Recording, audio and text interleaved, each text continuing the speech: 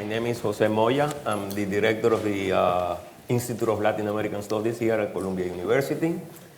And I just wanted to welcome you and to thank you for coming. Also, I wanted to thank Ernesto Rangel, sitting to my extreme left, and that's not an indication of his political position. Ernesto is a music producer and a great supporter of the Greater Caribbean Studies Center that is the sponsor of today's event. To thank Marisa Colon, the executive director of ILAS, the Institute of Latin American Studies, the spirit and the force behind it too. And of course to thank Rubén Blades, a man for all seasons really, a man with numerous and varied talents. He received a BA in political science and law in the University of Panama, but also a master's of international law at Harvard University. A singer and songwriter who recorded scores of albums. I lost track, it's a long list. Probably you don't even know the exact number. Many of them actually quite successful. He won 8 Grammys. 14. Hey, I was going to make them into this. No, you know what? It was going to be 14. It's funny. It's funny because one thing I told him is that I had to clear that up because if I don't clear, it sounds so presumptuous. It sounds very presumptuous. I hate to do that, but if I don't do it, then I get calls. No, but let me see. It was going to add to 14 because it's 8 Grammys and then 4 Latino Grammys. So that's 12. 14 or It's 6? like, Okay. It's like 8, 6, I don't know. No, it's still short. No, but I had to clear it up because I cannot tell you how much I get calls immediately. How many you said? No, I didn't say anything. Yes, sir. Okay, there you are. So I'm very sorry. No, he's not being presumptuous. He's being It is correct presumptuous. and It is accurate, presumptuous. accurate. Yeah, but it sounds presumptuous. But it is not. Okay. Also, someone who truly raised the musical and intellectual level of salsa music, and you're modest, but it has to be said. Also, an actor whose filmography is as abundant as his discography. I don't know, many movies, including independent movies, but also Hollywood movies.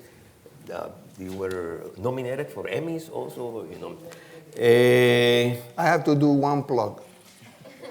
I'm right now working on a TV series called Fear the Walking Dead. Oh yeah. I have to. Out of respect for everybody involved, and it's a good show, so I had to. Anyone under 60 actually knows that show very intimately. But he's also, has been a political activist. He was a minister of tourism in the 2004, 2009. Ran for president of Panama, got, or 1/5 of the vote. So it's truly a Renaissance man, if the term has any meaning. Crazy person. And what is interesting is that he's an icon in Latin America and in Latino America. That is, the Latino community in the United States. That's actually very rare. I was trying to think who has reached that level. Maybe Celia Cruz, but it's very rare. So the first question that I had in this conversation was about this capacity to be Latin American and Latino. It's a very... Your origins too. I was going to say Rubén Blades. Mm-hmm.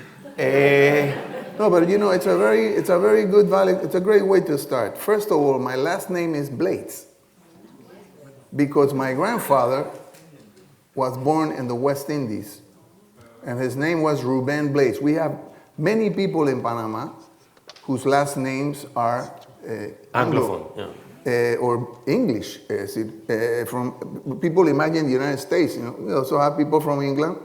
Rod Carew, Mauricio Smith, yeah.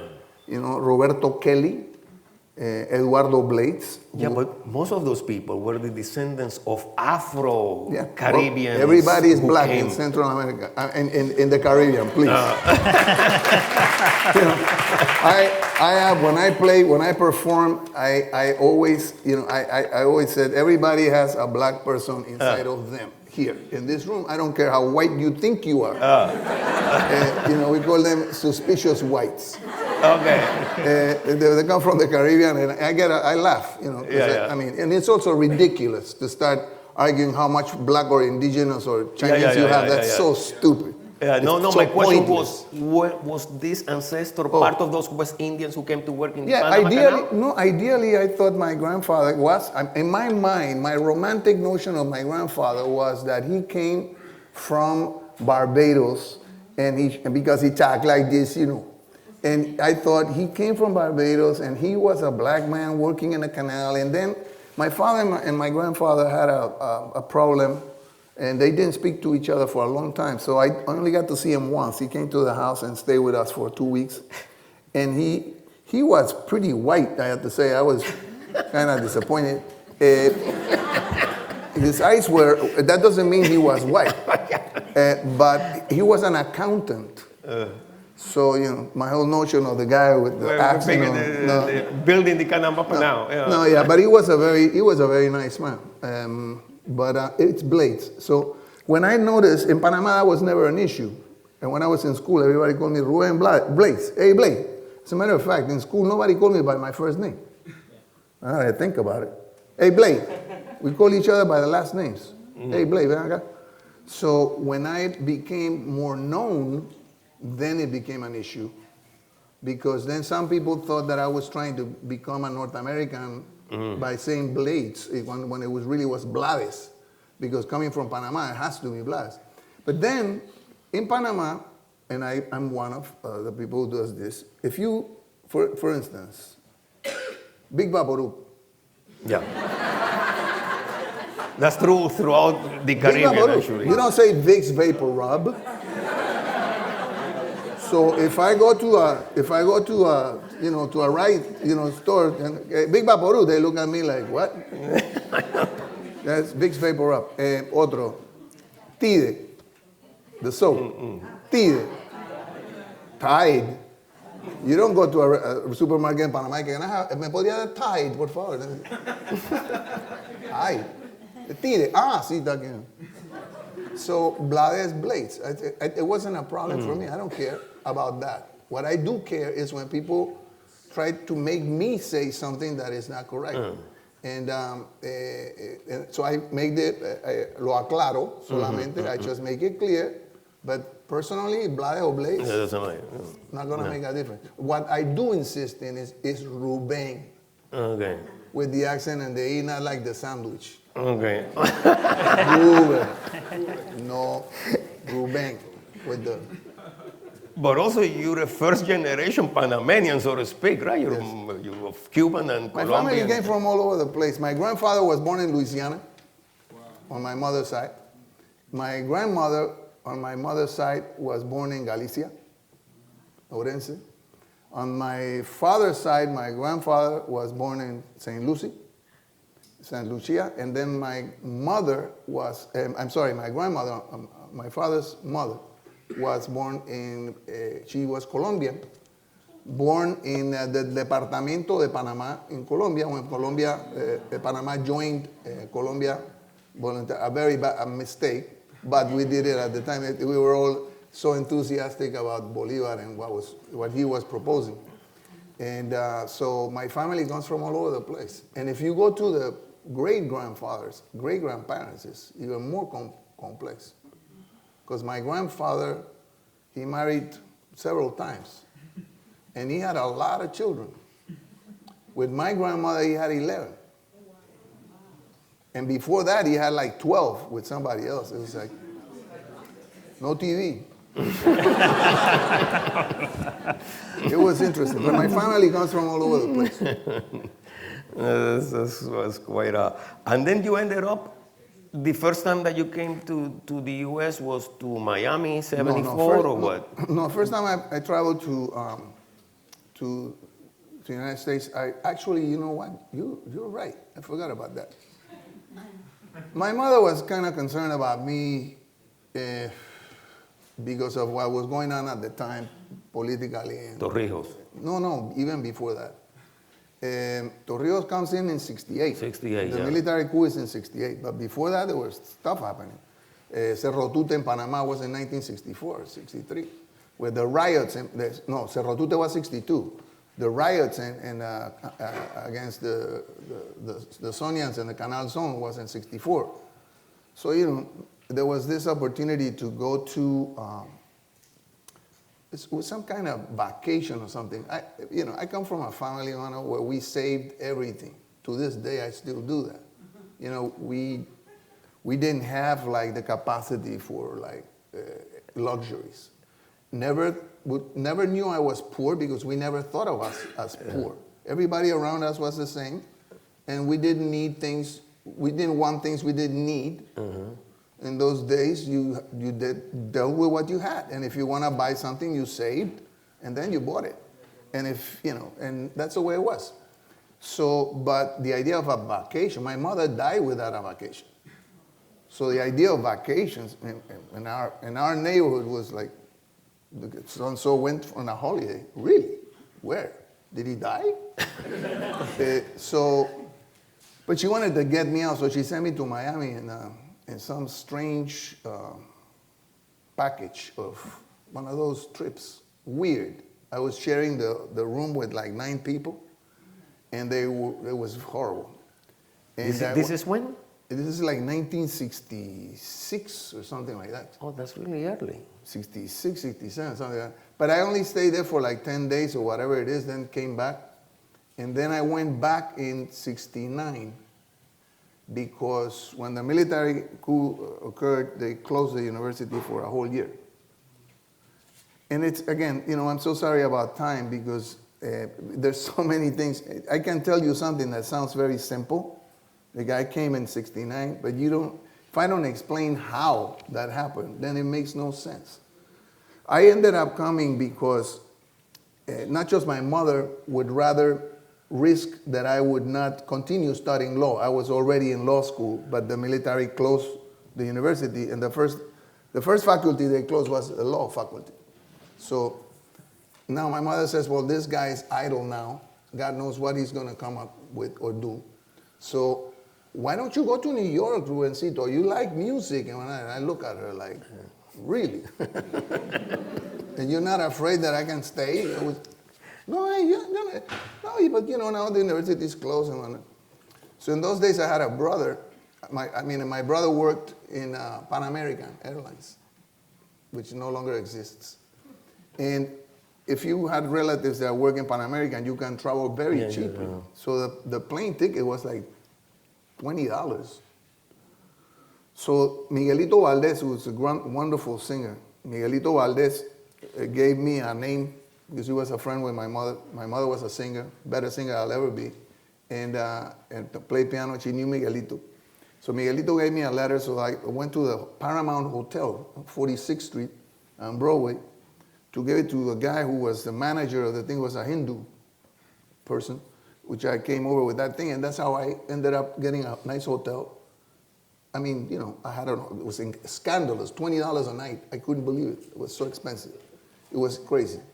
And an idea of doing an album with Pancho Cristal.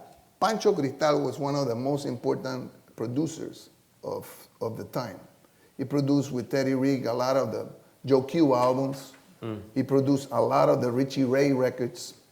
Actually, there's a song called Pancho Cristal me llama, Pancho Cristal me llama. Richie and Bobby sang it. So how did I end up meeting this man?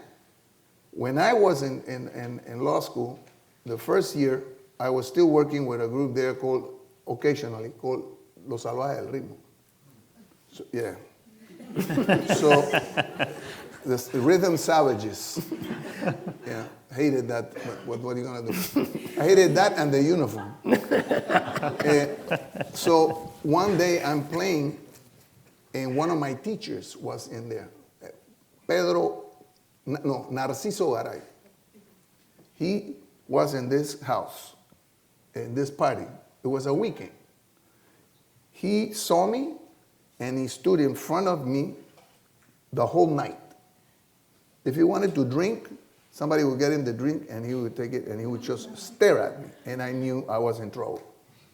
Monday, I got to the law school faculty, and I got a call from somebody comes, a friend of mine from the class, who says, you know, the dean wants to talk to you.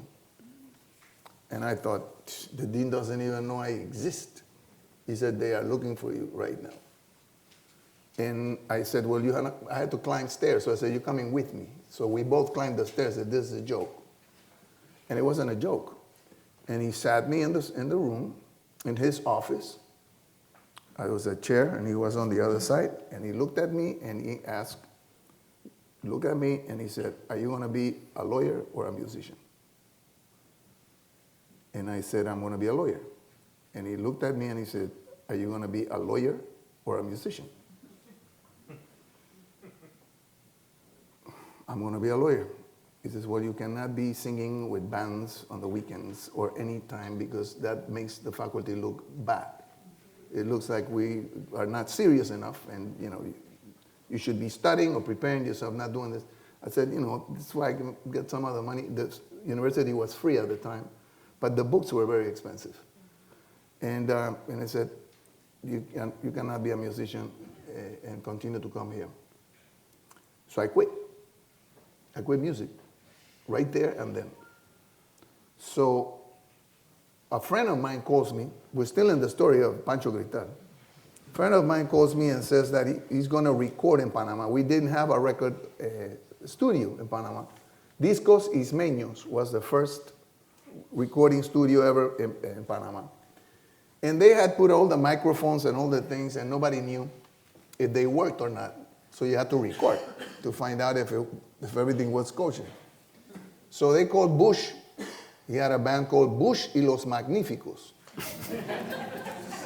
It's better than Salvaje. Better brand. But it's still, like Los Magníficos. So. Okay. So he called me, and I said, I really don't want to, I can't sing in the thing because I'll get in trouble if I sing. So I can do backup vocals, but you cannot announce me or mention my name or anything. So he said, fine. So I went, and I asked, the singer was Anel Chombo Castro. And I went to Anel, and I said, Anel, is it okay if I go and sing? Because I didn't want to take his moment. It was a big deal to sing with a band and to be recorded. That never happened in Panama. And Anel said, no, Rubén, thank you for asking me, but no, come. And so I went with the understanding I'm not singing. Pancho Cristal came from New York to the studio to check the studio as a sort of consultant or something. And again, in everything we do, at success, nobody arrives to success alone. No one. No one ever is successful alone. And luck has a lot to do with opportunities. Opportunities don't just happen because they have to happen. No, it just, I don't know why these things happen, and they don't happen to everyone. Bush had two guys. He had a trumpet player, three guys. He had a trumpet player, a sax, Chacho Medina, who played sax and baritone, and a trombone. Well, the trombone guy got lost, so he didn't show up. So now they can't play the charts. So now they have to do Guataca. C7s, the pump it, see what you're going to come up with, the carga. Chombo wasn't that good on that. So Chombo's doing whatever he's doing, and then Bush says to me, Rubencito, cántate una, aunque sea. I said, you're going to get me in trouble. He said, no, but who's going to hear it? This is just for us here. I said, too late. But you cannot use my name. Please, no pictures, nothing. Okay. Pictures, who cared? But I'm very paranoid. And I don't know his songs. So Benito Guardia, who was a piano player, he said, cántate el ratón. Because I used to imitate Cheo Feliciano. completely. Cheo is to this day my idol of all time. And Ismael Rivera, pero Cheo, you know. And I knew El Ratón, and everybody knew the song. So Benito, and it was simple. It was just piano and timbales. So I sang the song. I began to sing the song, and Pancho Cristal was on the booth. So he listens to me, and he can't believe it because I sound just like Cheo. When Cheo was at the best time of his life, I sounded just like, mi gato se está quejando. Y el tipo hizo así. He said, what? And then he went over to me and said, who are you? And then he said, if you ever go to New York, please call me. We can do an album. So when my mother talks about, why don't you go to New York? Mm-hmm. We don't have money really, and I know this, and I call Pancho Cristal. In those days, you had to go to a place to get a phone call and call and give money. It was complicated. It wasn't like now. So it was a trip. So I contacted him. He said, yeah, come. So I came to New York in 1969. I arrived to New York for the first time. I only see New York in movies. I arrived to Times Square, and the first thing I see in New York after I got off the bus was a full-fledged riot between Vietnam protesters and the police. In the middle of This is in Times Square. Times Square. Oh, and porno theaters in the backdrop, right? Oh, please, every single thing. That's like, it was interesting. And then I managed to get to the hotel. I stayed there. Pancho was nowhere to be found. I sweated a lot, because at one point, they locked my thing, and because I wasn't paying, they locked my clothes in the hotel room, and it was not easy. But then he showed up, thank God, and I did an album in 3 weeks with arrangements by Lino Frias from La Sonora Matancera. Oh, wow. And Frank Rosas, trombone, and the band of Pete Rodriguez, who was at the time very well known for the Boogaloo. I Like It Like That, and Micaela and all that. So we did the record, and then I went back. I finished, and the last part of the story, because, this is the good thing about these kind of things, because you force me to think about stuff. I wanted to see Cheo Feliciano and Joe Cuba. That was my dream, to see them perform live, and to see Cheo, meet him. Cheo at the time was going through some situations, and he was in Puerto Rico, taking care of that. So every day I buy the paper, and I look. I tried to find who's playing, nothing. I asked Pete Rodriguez, do you know? No, they don't play sometimes. The last day, I bought El Diario and look at the back, where all the places, and I see Joe Cuba, Havana, San Juan. I went like, Havana, San Juan, where is that? And I found out where it was. I took the train, got lost, because Panama, Broadway, you take any train, it's Broadway. No, this one dropped me in Lenox Avenue.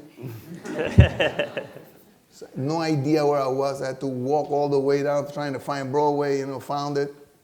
Got there at 8:30 at night. They were cleaning the floors, but I didn't care because I wanted to be as early as possible. They let me in. They saw me and said, okay, go in. I sat down, and I just waited for Joe Cuba to come and play. The first guy from the band that went in was Jimmy Sabater. Elegant, as he was always, Jimmy. Erect and elegant. Jimmy Sabater walked in, and I went to him and I said, Mr. Sabater, perdone que lo moleste, pero yo soy de Panamá, y soy un gran fan de ustedes y de Cheo, y mire que... Como, like it happens to me sometimes. That's why I try to be patient with everybody, because I was like that too. And he just listened to me and he said, ¿Qué tú te estás tomando? What are you drinking? And I said, nothing. Just sit with me. Me sentó en su mesa. He sat me on his table. And then I tried not to talk too much because I was so excited, but to not piss him off, So I'm like listening, and then right before they went to play, I thought I had to ask. I said, Señor Sabater, mire, yo soy músico, which is, at that time, of course you expect that, I'm a musician too. So you don't want to hear that. I also sing. So he said, sí, okay, bien, oh, that's good. In my dream, it's always been to sing with Joe Cuba. And he said, mira, a Joe no le gustan estas cosas. Joe doesn't like these kind of things, So I said, pero okay, I understand. And I was prepared. But I said, could you ask him? He said, well, vamos a ver qué se hace. Yo, bueno, thank you so much. Okay. So they had like 5 bands, okay, or 3 bands. In those days, you played like so many bands played. Coca y sus Exploradores. They had all kinds of music, weird combinations. So I had to wait, till they went once, played, play 40, 30 minutes, boom, the next band, then they come back, and back. So I'm looking at the clock, because my plane, I gotta leave tomorrow. Oh. I'm leaving tomorrow, but I'm gonna stay no matter what, but I hope it's not that late, because I'm looking at it. And all of a sudden, bueno, este es el último set de Joe Cuba, no sé qué, the last set, And I went and I said, should I ask him again? Because it's almost, this is it. So, last chance. And I said, no, I'm not going to do that. It's good. It's good. I'm listening to the band. I heard him. I can sing from over here for myself.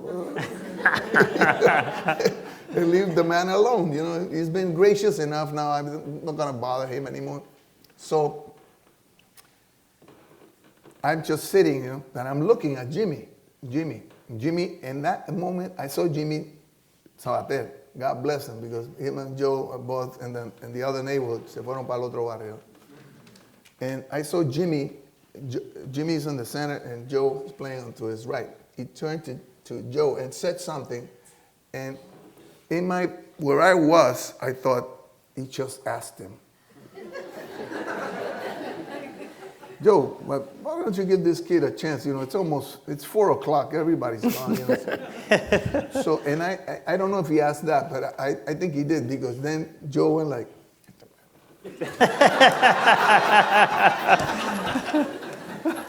So I said, nope. I think he said, nope. So then Jimmy did something for which I got to meet him later when I was professionally playing. I went to his house, ate in his table. God bless him. I love him dearly. And Jimmy did something that I forever will be grateful for. He called me. Anyway, I think he pulled rank in there, because he was important, Jimmy Sabater. So then, Panama! He didn't remember my name or anything. Oye, Panama! And I went like, talking to me? Must be me. And if it's not me, it will be. Yeah. And before... Rod Carew is not around, so... Roberto Duran. Before he put the stick down, man, I was next to him. And he said, ¿Qué tú quieres cantar? And then I said, I know the repertoire. I know everything you've ever played, every song Cheo has ever sang. I know every single thing, whatever you have. And the older, the better. But we're talking about, this is 69, so older is like 62. So he went, ¿Tú te sabes Guarachi Bembe? Digo, first song I ever sang was that one. Guarachi Bembe, but I look at Joe Cuba. Joe Cuba didn't even look at me. He was like.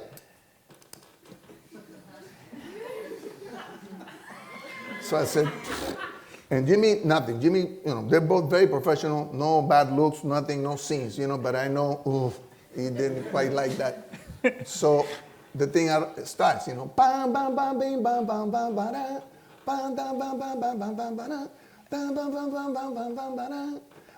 The same chart. Y arranco. Ya que la gente tiene ganas de gozar. And Jimmy screamed at the top of his lungs.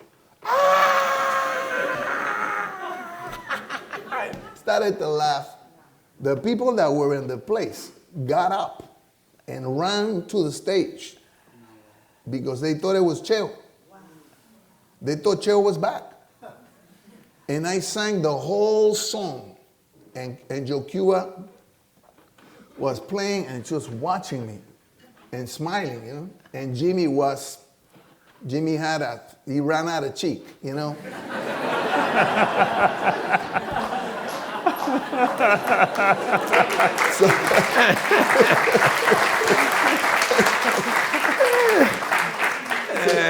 And when it was over, I said, thank you so much. He said, quédate aquí. I said, no, I really didn't want to push my luck. You know, it's like, no, I joke you. I said, no, quédate. Where are you from? You going back? What are you going to do? I said, yeah, I'm leaving. Thank you so much. I'm so sorry. La cosa fue que I sang the 3 or 4 songs, and the next day, I returned to Panama, and I went back to law school and didn't sing again. I was working with people in jail in Panama because I was involved with the criminology department. So I worked with people in jail from 1972 through 74 because my law degree, my thesis was on recidivism, repeat offenses, yeah. So, and I went to Coiba. We had a penal island at the time, Coiba Island, which is one of the few remaining penal colonies in the world. I was there for several times, and the last time when I was doing my thesis, I stayed there for a while. Now, Torrijos was in no, the dictatorship was in position at the time. Now, Torrijos was a controversial guy because he was, military and a coup d'etat, but he installed a lot of reforms, social reforms. It's an interesting scenario for me because for me, and it's a discussion that persists to this day, you know. Some people will find something good to say always about someone. My position is a dictatorship is a dictatorship. I don't care if it's in Cuba, Chile. Because some people, if you talk about dictatorships, they say, no, but look at, they're giving this to people. But my feeling is that you should not be surrendering your life in exchange for social the type of social help that should be coming forward without that compromise. That's my position. So, and that creates a lot of problems and has created a lot of problems for me from both the left and the right. Because I'm not the only one that has gone through that. I remember Albert Camus, his positions when the Algerian conflict created for Camus a tremendous problem because he was attacked by both sides because he did not define himself with one of the two groups.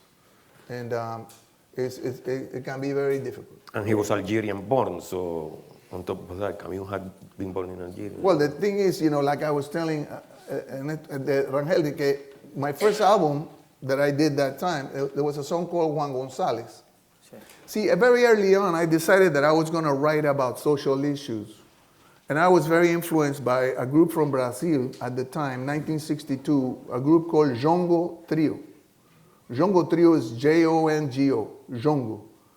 It was a group that was so special, and those of you, I'm sure the majority of you have never heard of this group, listen to it because it's one of the few examples I've ever found of jazz being sung at the same time in 3-part harmony. I mean, these guys were drums, bass, and piano. The charts that Jongo Trio were singing, what they were doing in 1962, you play it today, and it sounds as if it's just been made today. And the songs that they were doing some of them had social content. Menino da Laranja is a song about a little kid that goes out to sell oranges to help ends meet. O Filho de Mãe Solteira the son, the child of A wet mother. on the wet mother, you know, cuya ignorancia tiene que sustentar, whose ignorance he has now to confront. And there was another one called Terras de Ninguém, no one's land, that had to do with terratenientes, you know, latifundistas, Odoño não deixa passar. And all these things I was reading and listening, and I thought, this is very interesting. I'm going to write songs about the things that nobody else writes about. In my first album, I wrote 8 of the 9 songs, which was pretty cheeky, but I didn't know anybody who would give me songs anyway, so nobody knew who I was.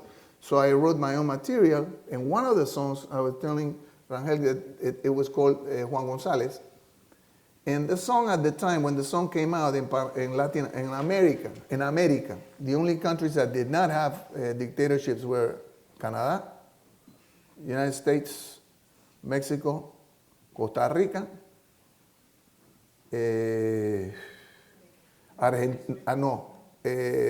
Uruguay, and Chile.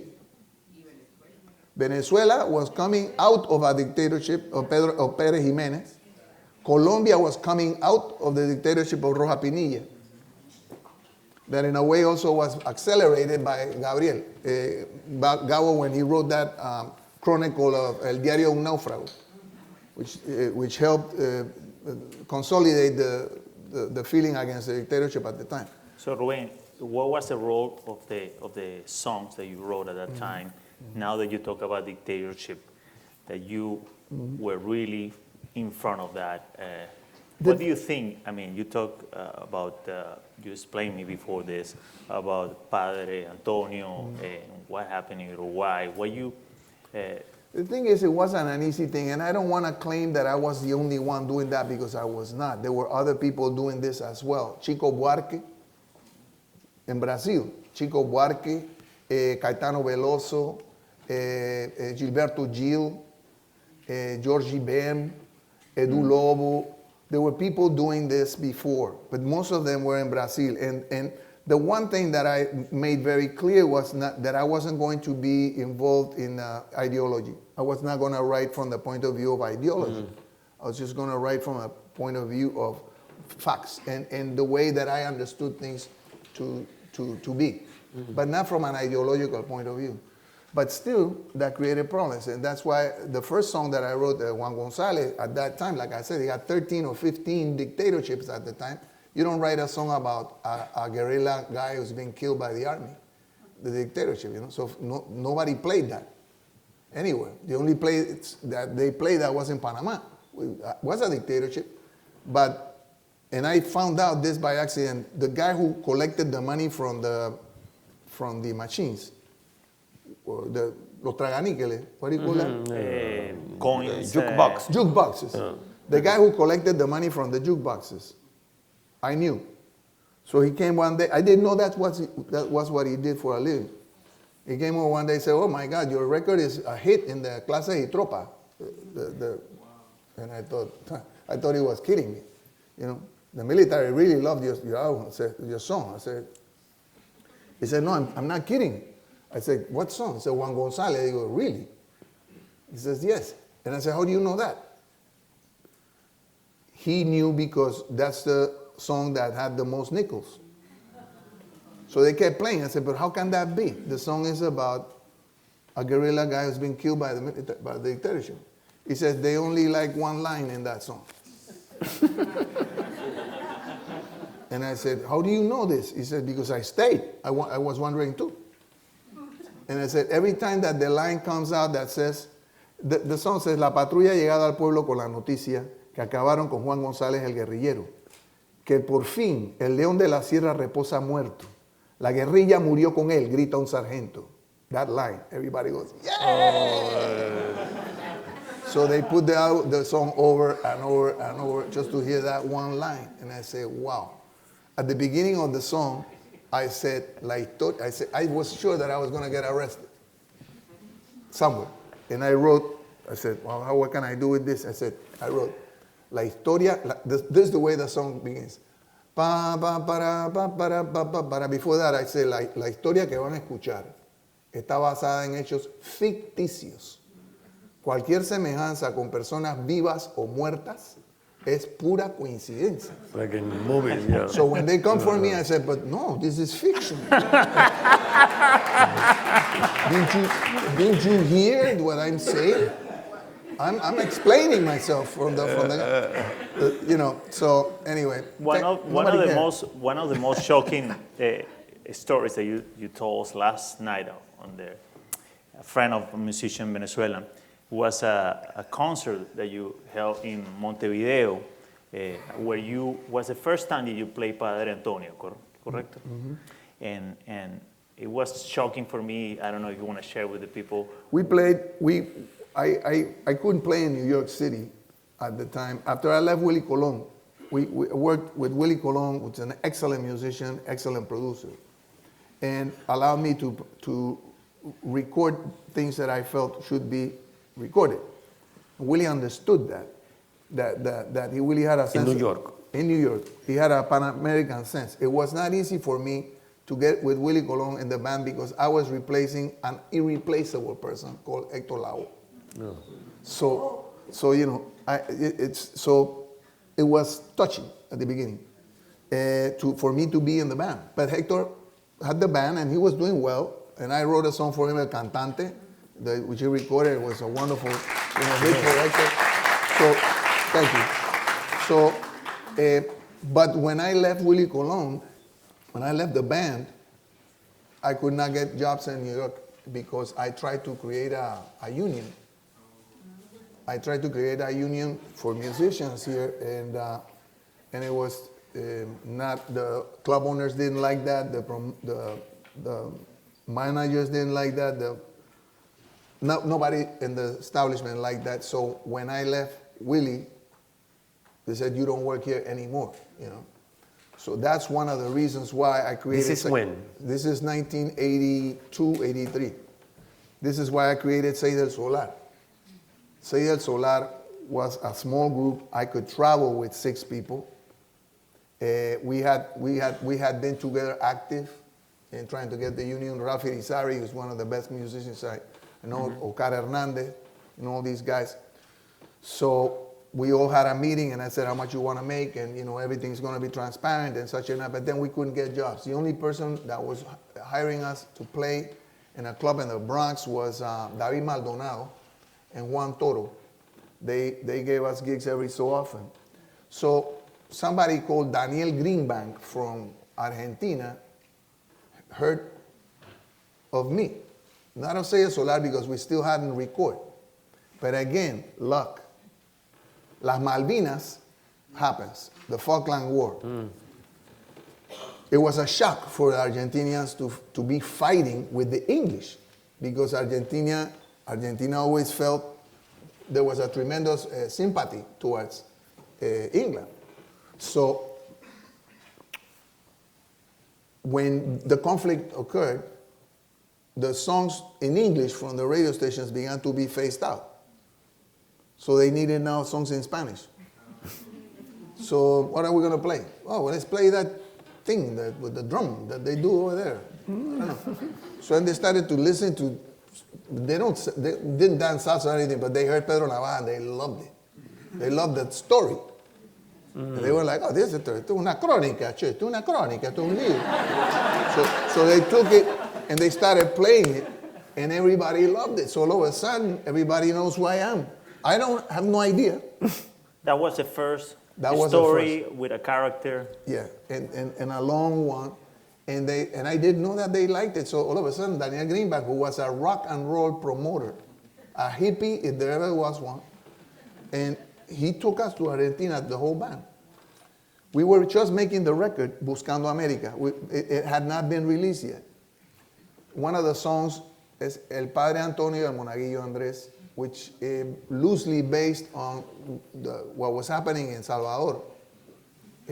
Salvador, I don't know if people remember, the young people perhaps don't remember, but what was going on in Salvador was horrible. You had thousands of people killed. It was the priests killed, nuns raped and killed. I mean, it was horrible what was going on there during the dictatorship, what was going on. So I wrote this song about a priest and his altar boy who ended up being killed. But the bells continued to ring, saying death doesn't kill an idea. You cannot kill an idea. So, but we never played that live.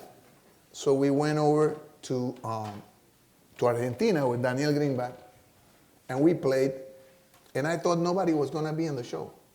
And a lot of people went. It helped that we played with a very popular rock group from there called Abuelos de la Nada. Yeah. Y de los Abuelos de la Nada o los Enanitos Verdes. Okay? So that's an early rock, Argentinian rock. National rock. Yeah. So we had a tremendous audience. I mean, it was packed, but the government sent people also, and you could tell who they were because they all had, black leather jackets on and dark glasses on. They all were very low cut, and they were all standing like this.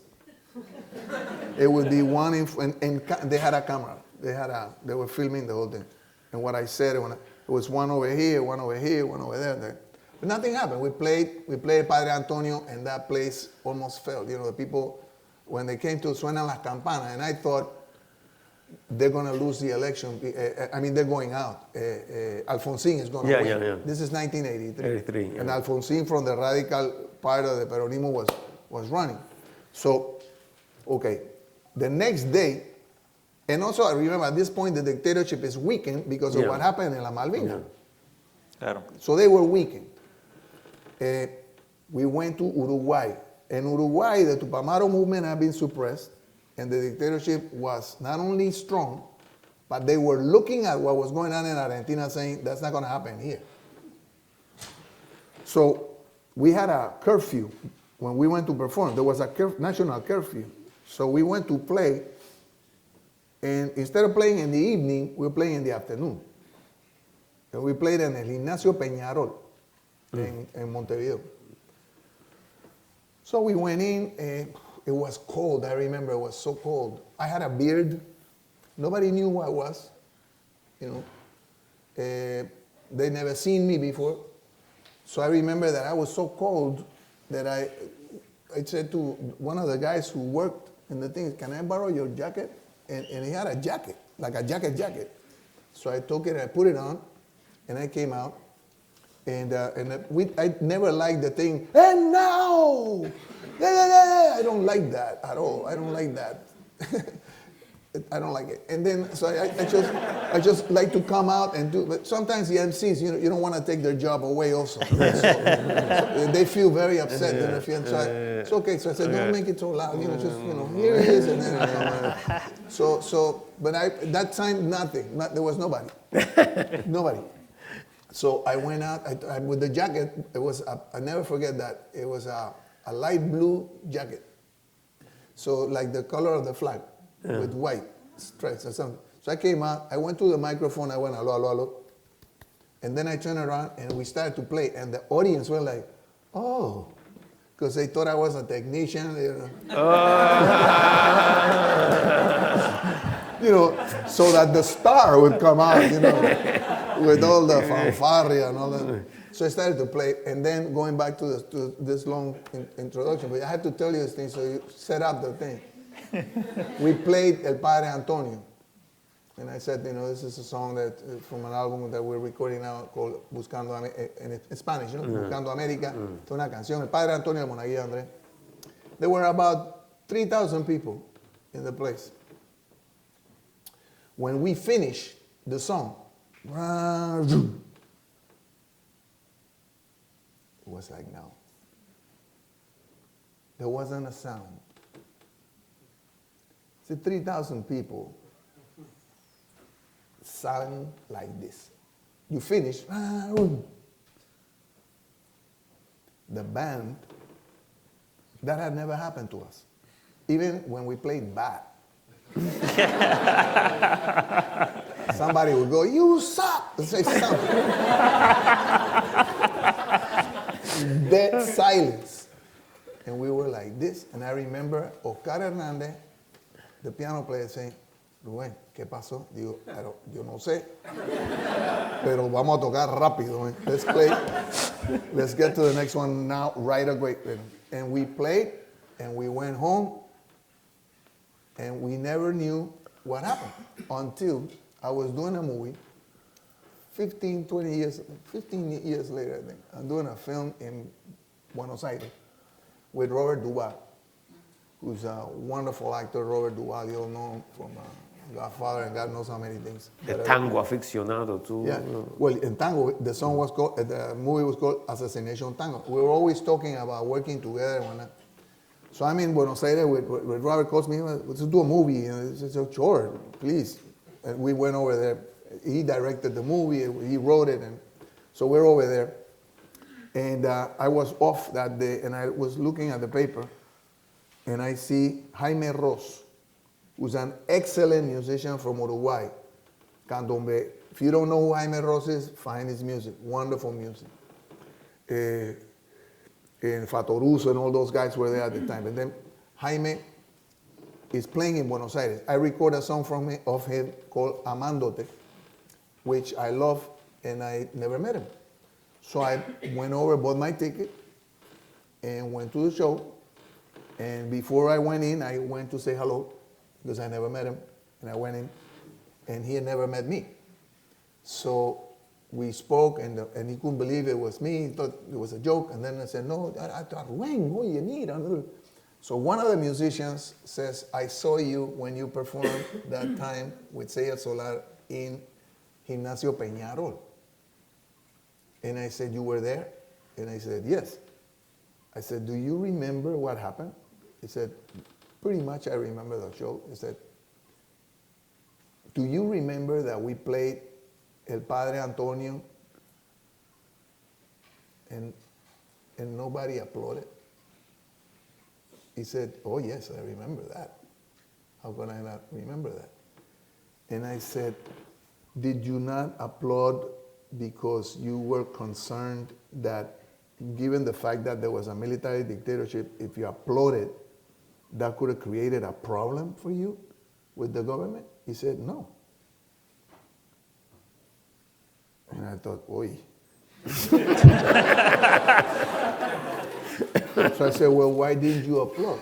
He said, we did not applaud out of respect. And I was stunned because, and that's a big lesson, I never forgot that, because every single person in that day on that show felt the same thing. And no one had to get up and speak and say, order nothing. Everybody knew what to do. And what they felt was appropriate was not applause, because what we were talking about what transcended applause or show. We were talking about an idea. And people felt that the strongest statement was silence. Like, and it cleared it for me. I tell you one little anecdote also of another friend, excellent musician that I admire, Chico Buarque. Chico wrote a song called Cálice, which was a song that, a game of words. Pai, afasta de mí ese cálice. Cálice is chalice, but it's also shut up. So the military were there, you know. So the military are saying, again, I told you the Trotsky anecdote. Story, yeah. Trotsky was giving out papers. Trotsky, one of the revolutionaries from the early Bolshevik. He was handing out flyers, and the Tsarist police captured him and took him to headquarters. And they said, why are you bringing this man? No, he's giving out these flyers, and then in the street against the Tsar. So the chief of police took the thing, read, understood nothing, and let Trotsky go. He said, no, I don't understand what he's saying, what he's doing. Nobody understands these papers. So the notion is, you know, he's harmless. So, you know, they let you go. So Chico is singing Cálice, and the military is saying, what, are you really telling that we should shut up? That you're telling us not to let you talk? Is that what you're saying? Calici, is that with us? And Chico would say, you can interpret it any way you want. I mean, what am I saying? Pai, father, afasta de mim esse cálice. That's what I'm saying. No, but what he's really saying is that the government is keeping you without the possibility of talking. I said, no, you are doing that. You know, it's like Picasso when the Nazis got him because of the Guernica, the painting, and he said, did you do that? And he said, no, you did that. You know, so now he says, you cannot sing that song again. Huh? If you sing that song, you're going to go to jail. So Chico has a concert in Rio, full house. And he begins to play Cálice, the first notes. And the military are right there, ready to get him, to take him. What does Chico do? He doesn't sing it. The people sing it. He just plays melody. So the whole stage, bye, and the 10 cops are going like this. Well, they told us to get him if he sang it. He's not singing it. Yeah. They didn't say anything about him playing it. So, you know, it was, but that moment with in Uruguay, I'll never ever forget for as long as. But you were able to go to South America, but you weren't able to go to Central America to do that thing. I didn't go. I had to tell you, I didn't go. I'd never been I've only been in Costa Rica. But in those days, you know, it was very difficult. I mean, I did the music. Pam Yates did a documentary called "When the Mountains Tremble." Right, but the differentiation, you explained me that before, that the dictatorship in the South were like, okay, come here, Pinochet. You went to Chile. We went to Chile, but we got there at a time when I went with Sting and other people. I did a song with Sting called "They Dance Along." Actually, I did the Spanish part of the song. It's a great video. And we went to, thank you. We went to, with Amnesty International. But at that point, it when wasn't. Was that? Huh? When? 80-something. Well, I was No, opening Pinochet up. was in government. Pinochet was still in government. But at the end, towards the end. Yeah, I mean, Victor Jara, God bless him, Victor Jara was murdered. Victor Jara was murdered. You know, and over there, when by the time we got there, they were kind of in retreat. In retreat, yeah. Yeah, no, but the guys who were there, like Victor, you know, 70s, they got it. And in Central America, it was. You couldn't have gone there.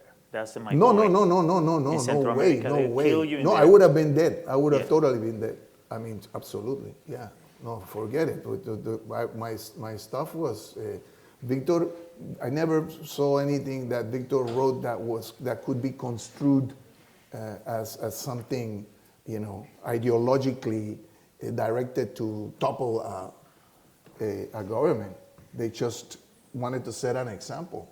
And in those days, in impunity, you know what they did to him. I mean, it's amazing. But they did it they did it around. I mean, it's just.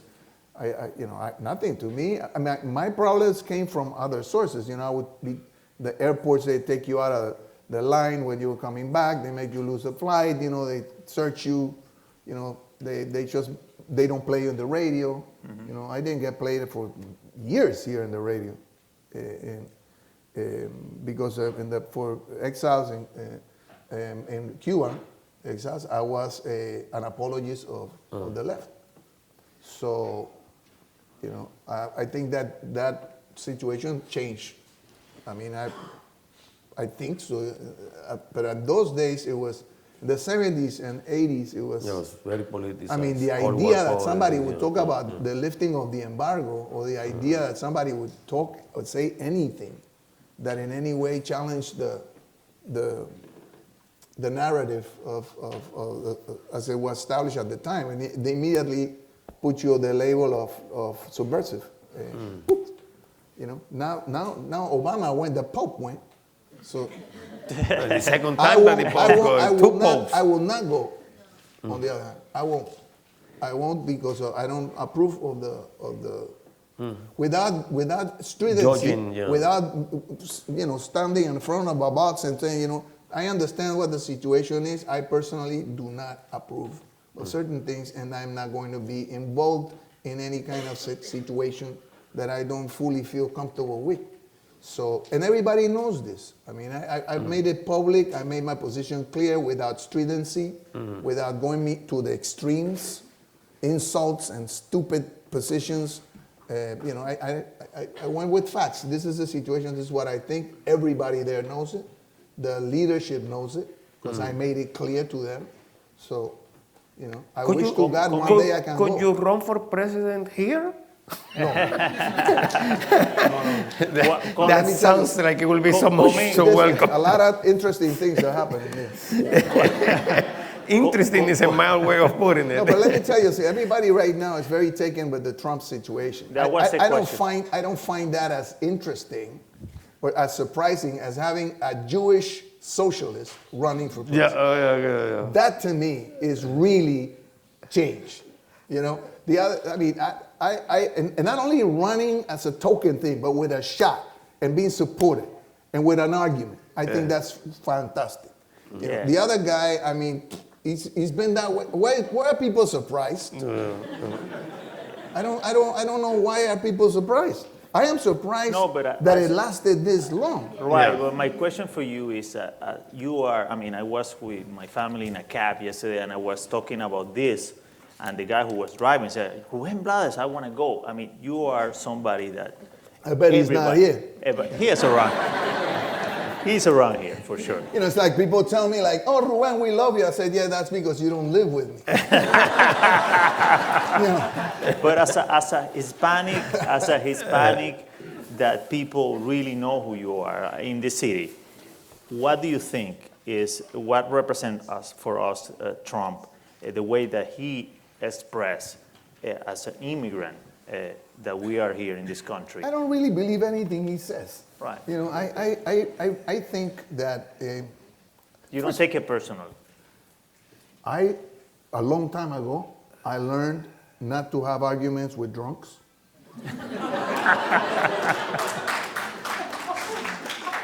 Not to make discussions over religion a part of a party discussion.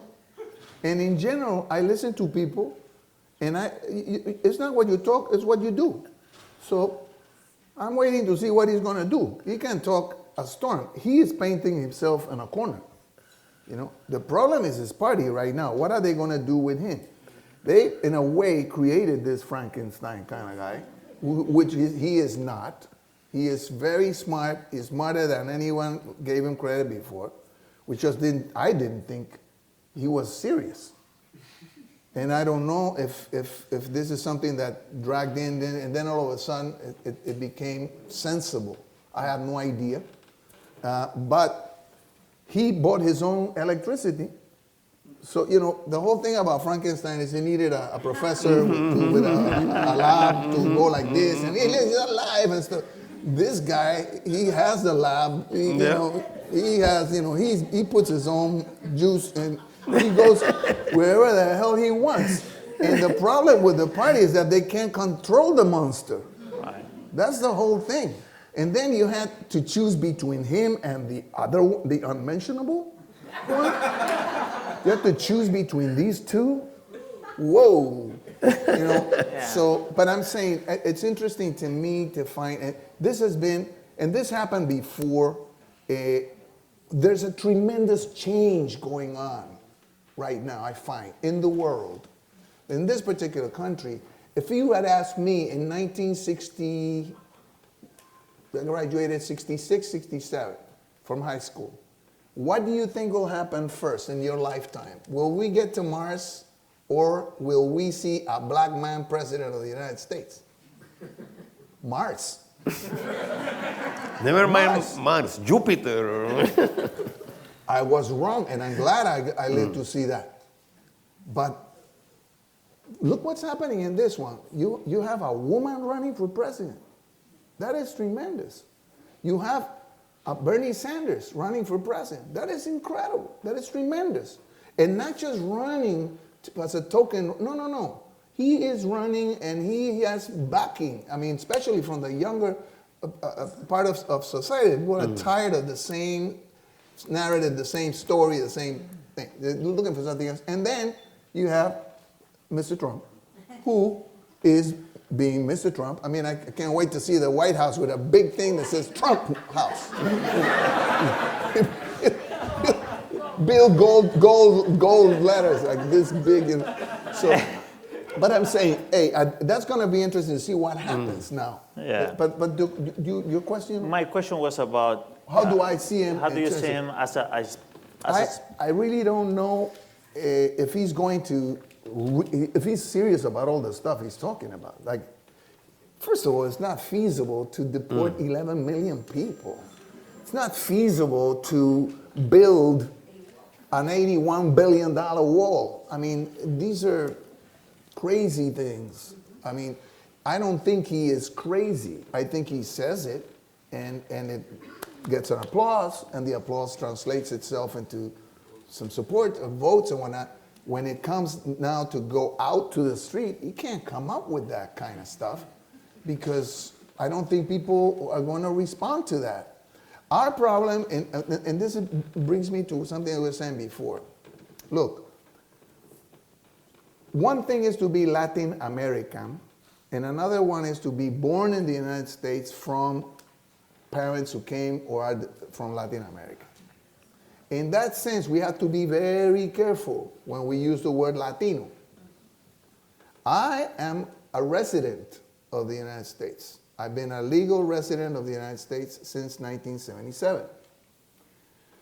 If any day something should happen here and they consider, they meaning the government, considers that I am a persona non grata, they don't have to explain to me anything. They just call me one day and said, you know what, pick up your stuff and go back to wherever the hell you came from. And they cancel my thing, and that's the end of it. If it's someone, an artist, Jennifer Lopez, whom I love and think is one of the best actresses that had not received all the credit that she deserves. She's great. But Jennifer, she's going to be deported to where, New York? You know, so you have to make a difference between that. Descendant. Yes, because when Trump talks about Latinos, he's putting Mark Anthony, Jennifer Lopez, and myself in the same box, and that's not right. Right. Because what he's doing is he's ignoring their rights, which they have as equals for having been born in this country. Right. And that is very, very, very important to have that point clear. Having said that, we in Latin America, again, we're not a race. We talk about la raza in a metaphorical sense, but we have blacks, we have whites, we have mestizos, Chinese. we have Chinese, we have Jewish people, Catholics, Protestant, Buddhists, Muslims, we have all that. So you can't talk about the Latino, it's like so complex. Yeah. So that, and then that's one part of the thing. The other part of the scenario is that we behave like tribes. You know, you have the Mexican tribe, you have the Cuban tribe, then you have the Dominican tribe. I know the Venezuelan tribe. And then you have the Venezuelan tribe, and then the Central American tribe. And because we are separated by these sectarisms, we don't tend to articulate things as one. We don't have a person that articulates positions for all of us. And that has always been a problem, an issue. When the black community here, and I tell you from all that, and I met many people in this country through all the years that I've been here, and I will tell you that one of those people that I feel blessed that I had the pleasure to shake her hand was Rosa Parks. Oh, wow. Yeah, we spoke, I was invited to speak at a Harry Belafonte event in 1980 something, or late 70s, early 80s, and I was one of the speakers, and she was one of the speakers. And I mean, if Rosa Parks that one day, you know, she said, no, I'm not going to get up. No, arrest me, I'm not getting up. She was arrested. What did the black community do? We're not riding those buses anymore. And now we're going to walk. We got to walk 9 miles to get to the job. Okay. So before we used to get at 7 o'clock to get the bus and sit in the back of the bus, you know what? Let's get up at 4. And we're going to walk. And we're not giving these people a dime. And that's what they did. And things began to change. if the Latino community in this country decided one, and I'm talking about Latinos and American, North Americans born here, from Latino, we said, you know what, we're not going to drink Coca-Cola for a whole month, and we're not going to have Budweiser, and we're not going to go to the movies. You know? Or no, we're not stay in the Trump hotels. Well, we don't go there to begin with. But if we did that, and they felt it here, they're not going to feel it here. No, here. They're going to feel it here. Yeah. And that they feel it there, then things begin to change. There are arguments for this in the past. In the 1920s, the figure of the greaser was very popular in the works of Hollywood authors, the westerns. The greaser was always a Mexican-looking guy with hair, all messed up and sticky and rotten teeth, and always, the thing, big mustache, of course. How much for your children? That kind of guy. And it was horrible guy, who did all the horrible things, raped cats and did all kinds of things. And then these guys the Mexican government got fed up. And I remember who was it? I think Porfirio Díaz, a lo mejor. Usted called people in Latin America and we're not going to watch more Hollywood movies. And in Panama, the president at the time was Belisario Porras. This is the 20s. And there was a front made. And stop watching U.S. movies. And you know what? The greaser disappeared for a while. Disappeared. Why? Because it hurt here. So I hope, I don't know if I'm ever going to see that. Yeah. But Talking about, just write your question because we're going to start the Q&A right now. yeah, one more thing I wanted to say before, because this part is important. Okay. But, okay, say it. It just, we, as a Venezuelan, we had a bad experience with no traditional politician running for president. And of course, He's talking about Perez Jimenez. we have very bad experience. We usually don't advise the U.S. people about anything, but in that respect, we don't have a very good experience. We have a government that came with a social promise, and right now we have a new elite that is in control of the government, and we have, as you know, social unrest, almost a humanitarian crisis going on in Venezuela. And of course, I have to ask you as a Venezuelan, what is your take in I think, what is happening? again, it's one of those situations, and what makes this, an opinion about Venezuela difficult is that the country is so polarized. That polarization, by the way, is changing. At one point, it was very defined. At one point, it was, as the last election seemed to suggest, 49-51. That's almost cut in half. So one half is okay and the other half is not okay.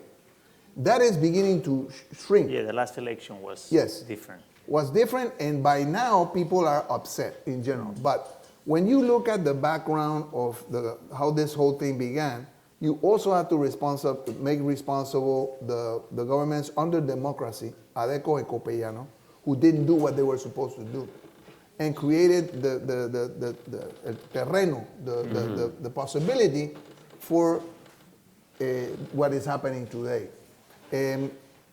We'll not forget that Chavez won every election that he went to because people felt that what he was saying and the way he looked, the way he spoke, reflected more on their reality. Nothing to do with capacity or not of administration, which everybody has proven horrible. To be, I mean, I cannot believe, when I was in government in Panama, a barrel of oil was $100. Not 9 or 10 or 12, 100. And that incredible opportunity was wasted away is really unforgivable. Forget about whether it is left or right. Anyone who had done something like that, it's totally unforgivable. Right now, I think that there's going to be a change. I think it's a matter of time. I don't know what is going to precipitate the change. Most likely it will be first an internal situation. I don't think that the present situation can the change can be avoided. I don't think so. The question is, who are going to be the ones responsible for bringing the new situation forward? Because right now, one problem of the opposition is that they're divided. And, people are also looking at that, But the deterioration in general is coming at such speed that my concern is that the upcoming change will be a military coup. I say that because in any circumstance when the institutions fall, the only institution that can create some semblance of order is the military. And that's what they're going to come in. The problem is they come in and they inherit a mess.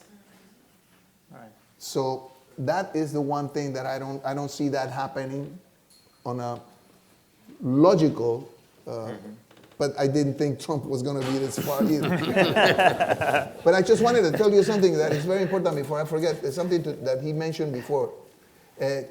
Talking about lyrics and salsa music. This is important. And then I'll take all your questions.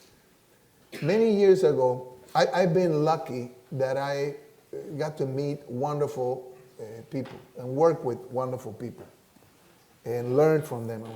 And I was lucky to be friends with some of these people. And I'm going to mention two people. One is Carlos Fuentes from Mexico, the writer, and who was at the time also teaching at Harvard when I was there. And the other one is Gabriel Garcia Marquez, Gabo. Gabo was a musician also. He loved music. Yeah, he loved to sing, and he loved not just vallenatos. He loved music in general, and he was very, very clear about the fact that some of us writing songs were writing literature as well. That was his position. That is debatable. Some people say, no, salsa music. No, that's just music for dancing, escaping, and whatnot. Gabo would say, Pedro Navaja, for instance, was a chronicle. It's almost like a newspaper article. So one day we're having a conversation about literature and music. And I said, and we're talking about this, but we always going around the same thing. And I said, Gabo, you know what I'm going to do? I'm going to sing a short story. He said to me, but you're already doing that. I said, no. I'm going to sing a short story. I'm going to write a short story, and I'm going to sing it. And Gabo, whenever Gabo got excited about something, he turned into a little boy. His face, he just looked at me and he had that kind of smile coming out of here. He said, how are you going to do that? Because now he's intrigued. I said, I'm going to write it like this. No, permiso. And he had a paper. I said, give me that maestro. He said, singer and songwriter who recorded some records. And I'm going to just sing it. Whatever comes to my mind. Because he said, how are you going to have an arrangement made? I said, no arrangement. It's all ad-libbed. Whatever comes up. And he said, oh. And I said, I'm going to do this and no one's going to know. I'm going to put it on an album. I'm going to record it, put it on an album, a salsa album, and nobody's going to find out that this is a short story. They're going to say, oh, that's a salsa song. But it's a real short story. So he said, oh, that's interesting. I said, well, only you and I are going to know this. So I did it. One day, I was recording on West 46th Street. Those of you, how many New Yorkers here living in New York? Yeah, New Yorkers, okay. I'm going to tell you something you probably don't know. And I know I don't know a lot of things also, but this one I do. On 46th, 47th Street, there's like a grill area. It's changed a lot, but if you walk around that area, there's like a grill. And now you can actually hear it. But all in the past, I heard it one time that I was coming from recording at around 4 o'clock in the morning. and it had snowed. There was no one in the streets. 46 and what? 46 on Broadway and 7th. 7th. I'm walking and I hear this.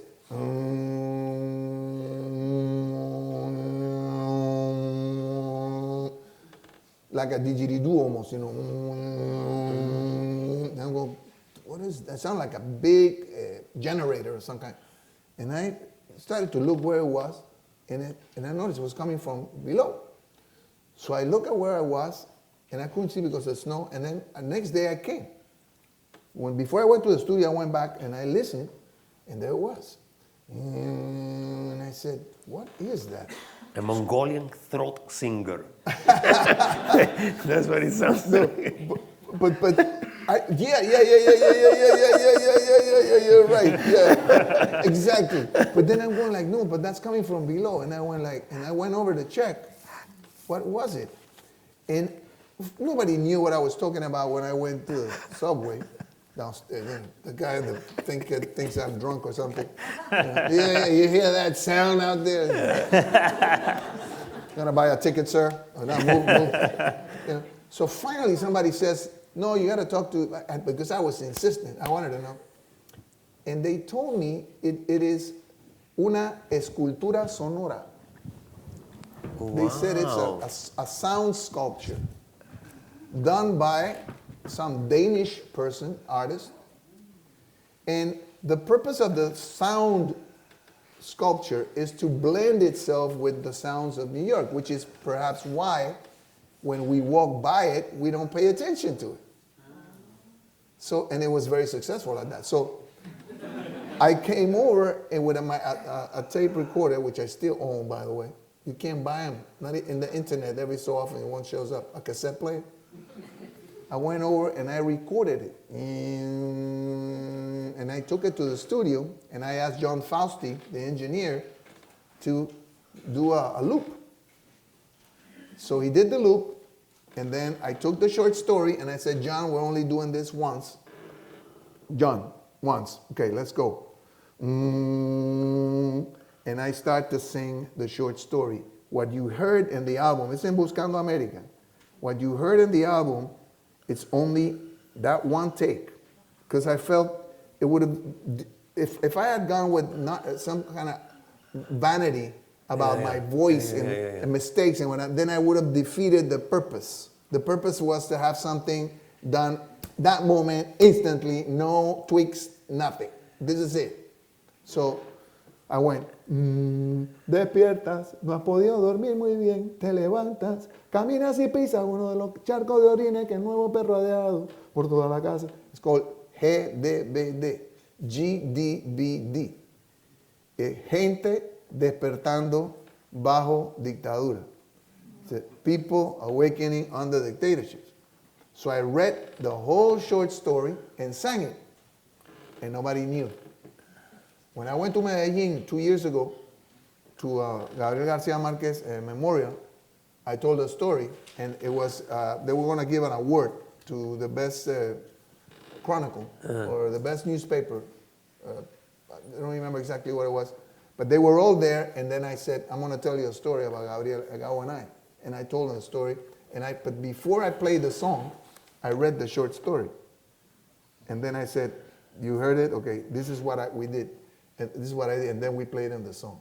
And the reason, and I thank you for listening, because it's the ultimate proof that salsa can be literature. No discussion after this one, because it's been there. And I waited, 33 years. So it's been proven. For 33 years, we did this in 83. So. I have so many questions. No, it's okay, I have time. So, I'm gonna go with 3 questions, and you comment. There are different types. Can you give us a scoop about the Fair of the Walking Dead? Can you give us an inside scoop? Well, the thing is that I can't really talk much about it. And another one. I won't tell it. No, but Okay. One person here want to know about Patria, about a little bit of the story of Patria, the lyrics. Una te lo voy a leer en español. Rubén, ¿qué solución ves con respecto a la crisis de niños centroamericanos migrando solos e ilegalmente a los Estados Unidos? Ok.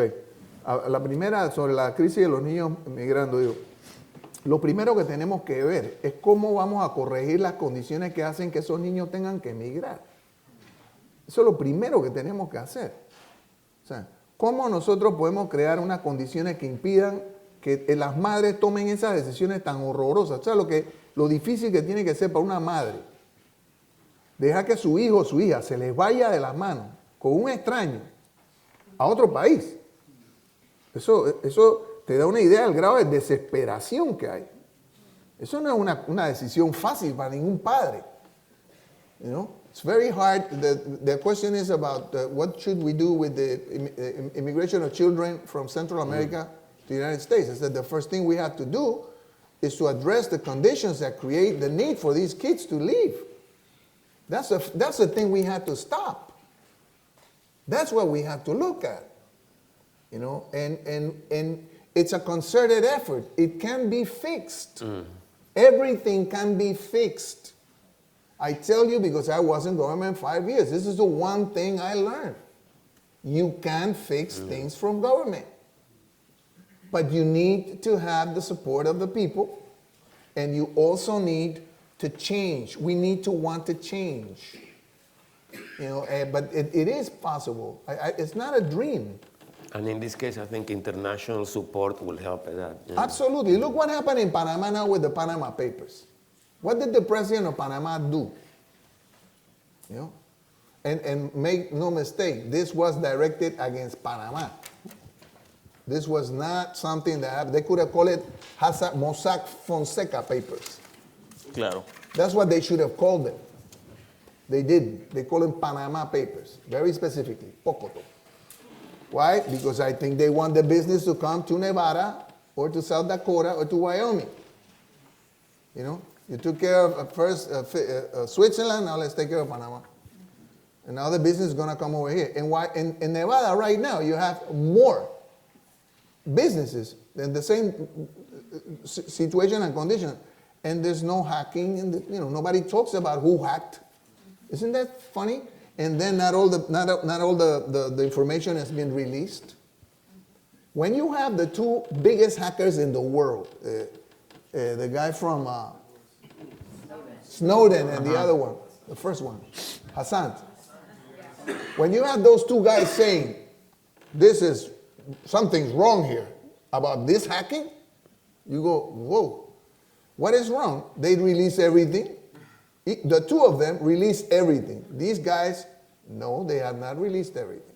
They release it very slowly, and they decide what they release and what they don't release. And I always found that's very strange. And in Panama, but the president of Panama, and I'm not saying that we don't have a problem of laundering in Panama. I'm not saying that.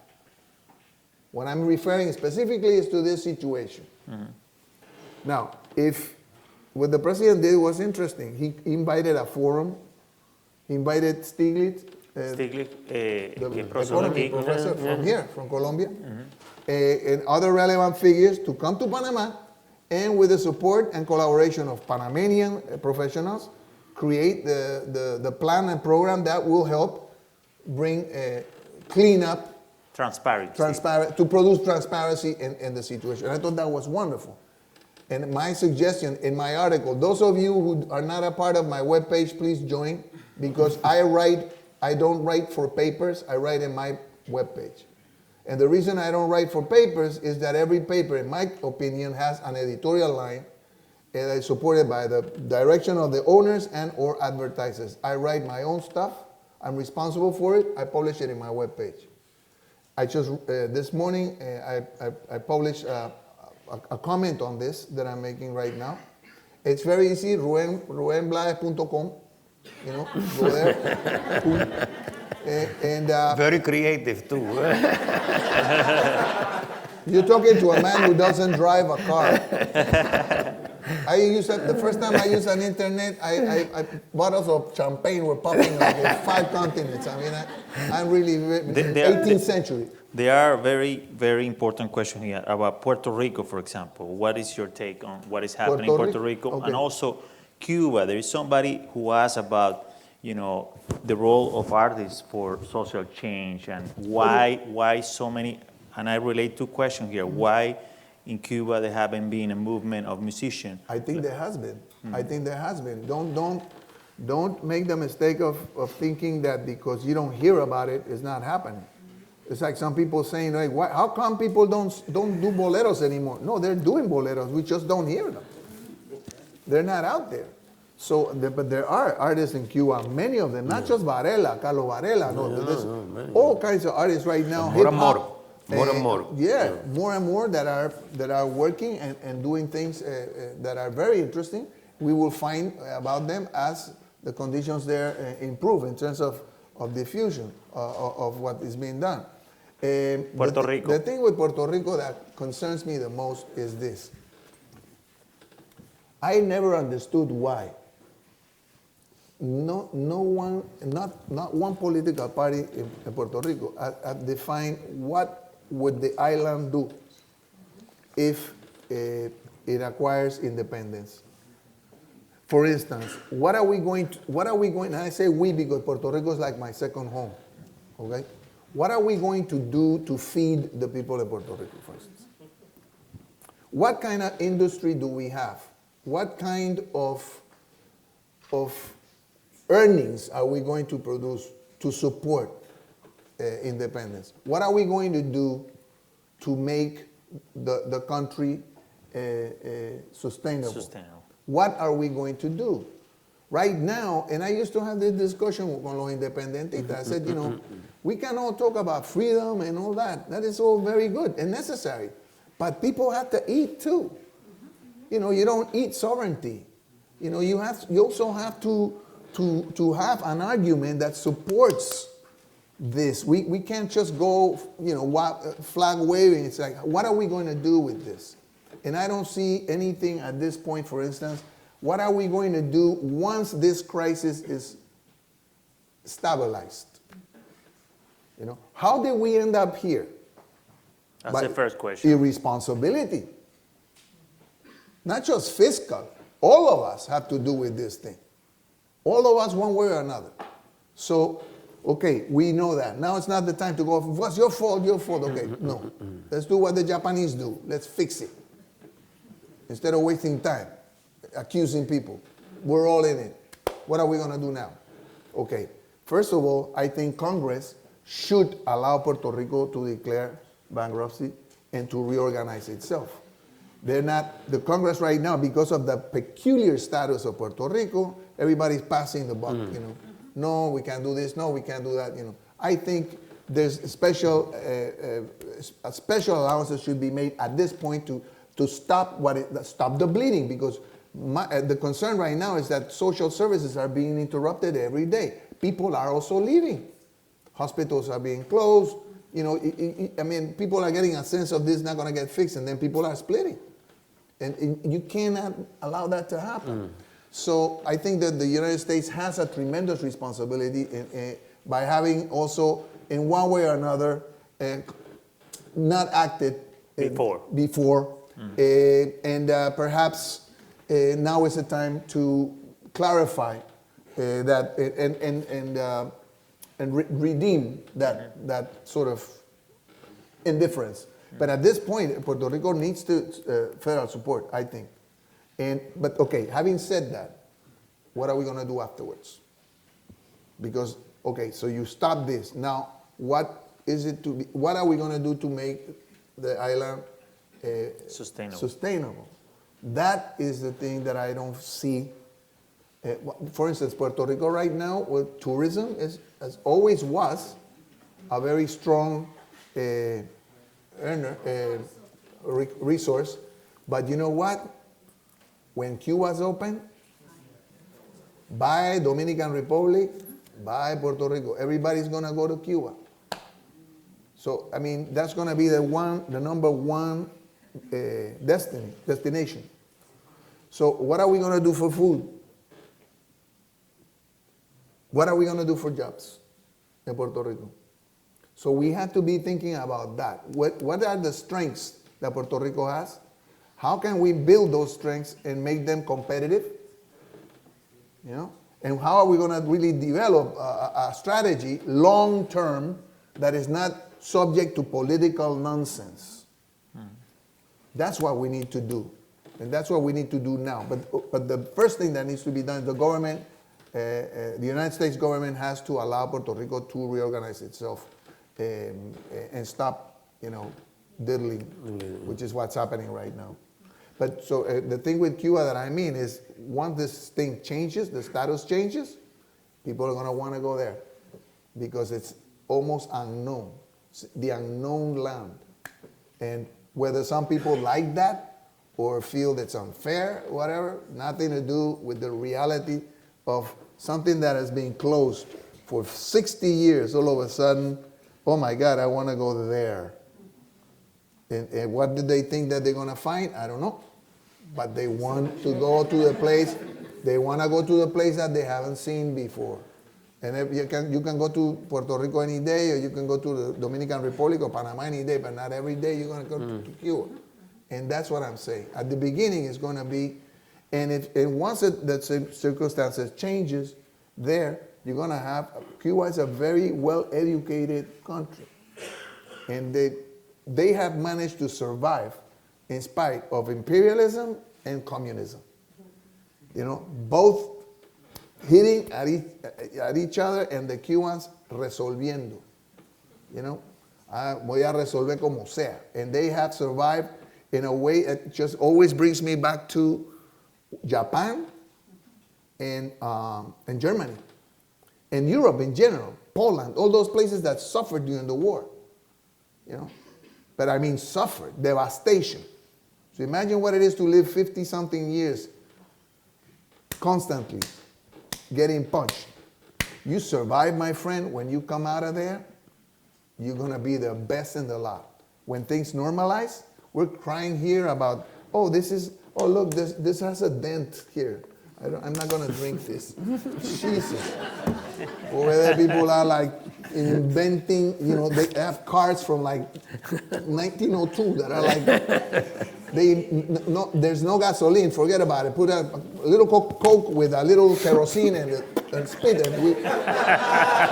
It's like, what they're doing is amazing, how they managed to survive all these years. So I think that the good times, they deserve that also. They deserve to be free and enjoy their life. Although when you say that for 60 years it had been closed, well, it had been closed to the United States. It was open to the rest of the world. Yes, to a degree, yes. I mean, I'm basically talking about U.S. Tourism, basically. Okay, people want to know about Panama. You're thinking, of course, are you going to run?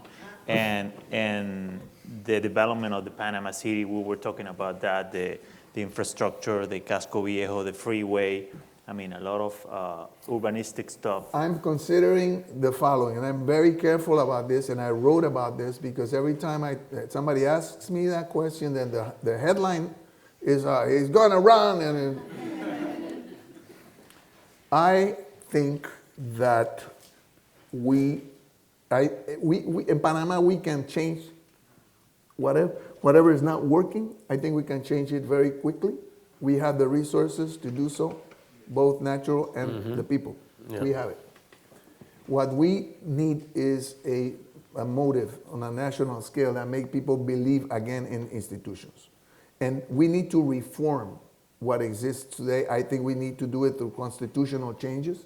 We need to make sure that we know what needs to be changed before we go over talking about promising things that cannot be delivered. What I'm doing right now is I'm paying all debts that I have because I don't want to become involved in a process with debts. I would not risk winning an election and then find that I still have debts. I'm not going to be, if I were to end up working in government again, and I know because I went for 5 years. The 5 years I went through, 2004, 2009, every time I mention this, people in Panama, some people, not everybody, especially political people who don't agree with me or don't want me to even be breathing, say, but you always talk about that. It's like you're always complaining. I'm not complaining. What I have to say is that as opposed to some of the politicians that are now in jail or being investigated there, when I left, I was not richer. The 5 years I was there, I didn't do, hey, ¿qué pasó? The last those 5 years that I was there, I didn't do tours, I didn't do movies, I didn't do albums. You know, I just worked in what I needed to do. When you come out of there, nobody's saving your position. Nobody was in line waiting, saving your spot in the movies. You come out older. As you get older, people are colder. In terms of jobs, in terms of opportunities. You know, I went through all of that. And I'm not crying about that, because what I want in my life, in my spirit, in my mind, what I learned, nothing can give it to me. Money can't give you that. But the reality of the whole, salud, but the reality of the whole thing is that I can't do that. I'm 68, I'm gonna be 68 now in July. In 2019, I'll be 71. If I'm alive, I will. You never know. And if I were to run, then I would be out by 76. At 76, I'm not going to be singing Pedro Navaja. Who knows? Who knows? No. I know. Let me tell you this. You all reach every single one, and the younger people, pay attention. Pay attention. People that are 30 years old, you're middle age. You know, people think 30, I'm going to be 30 all my life. No, you're not. What's the average? 80? Okay, when you're 40, not 30. You're in the middle of it. When you're 67 or going 68, you know you have more past than future. Unless you're an idiot. You look at it and you go, you know what? Okay. The Everest, I'm not going to climb that one. No. And I'm not going to be I'm not going to play delantero for Barcelona.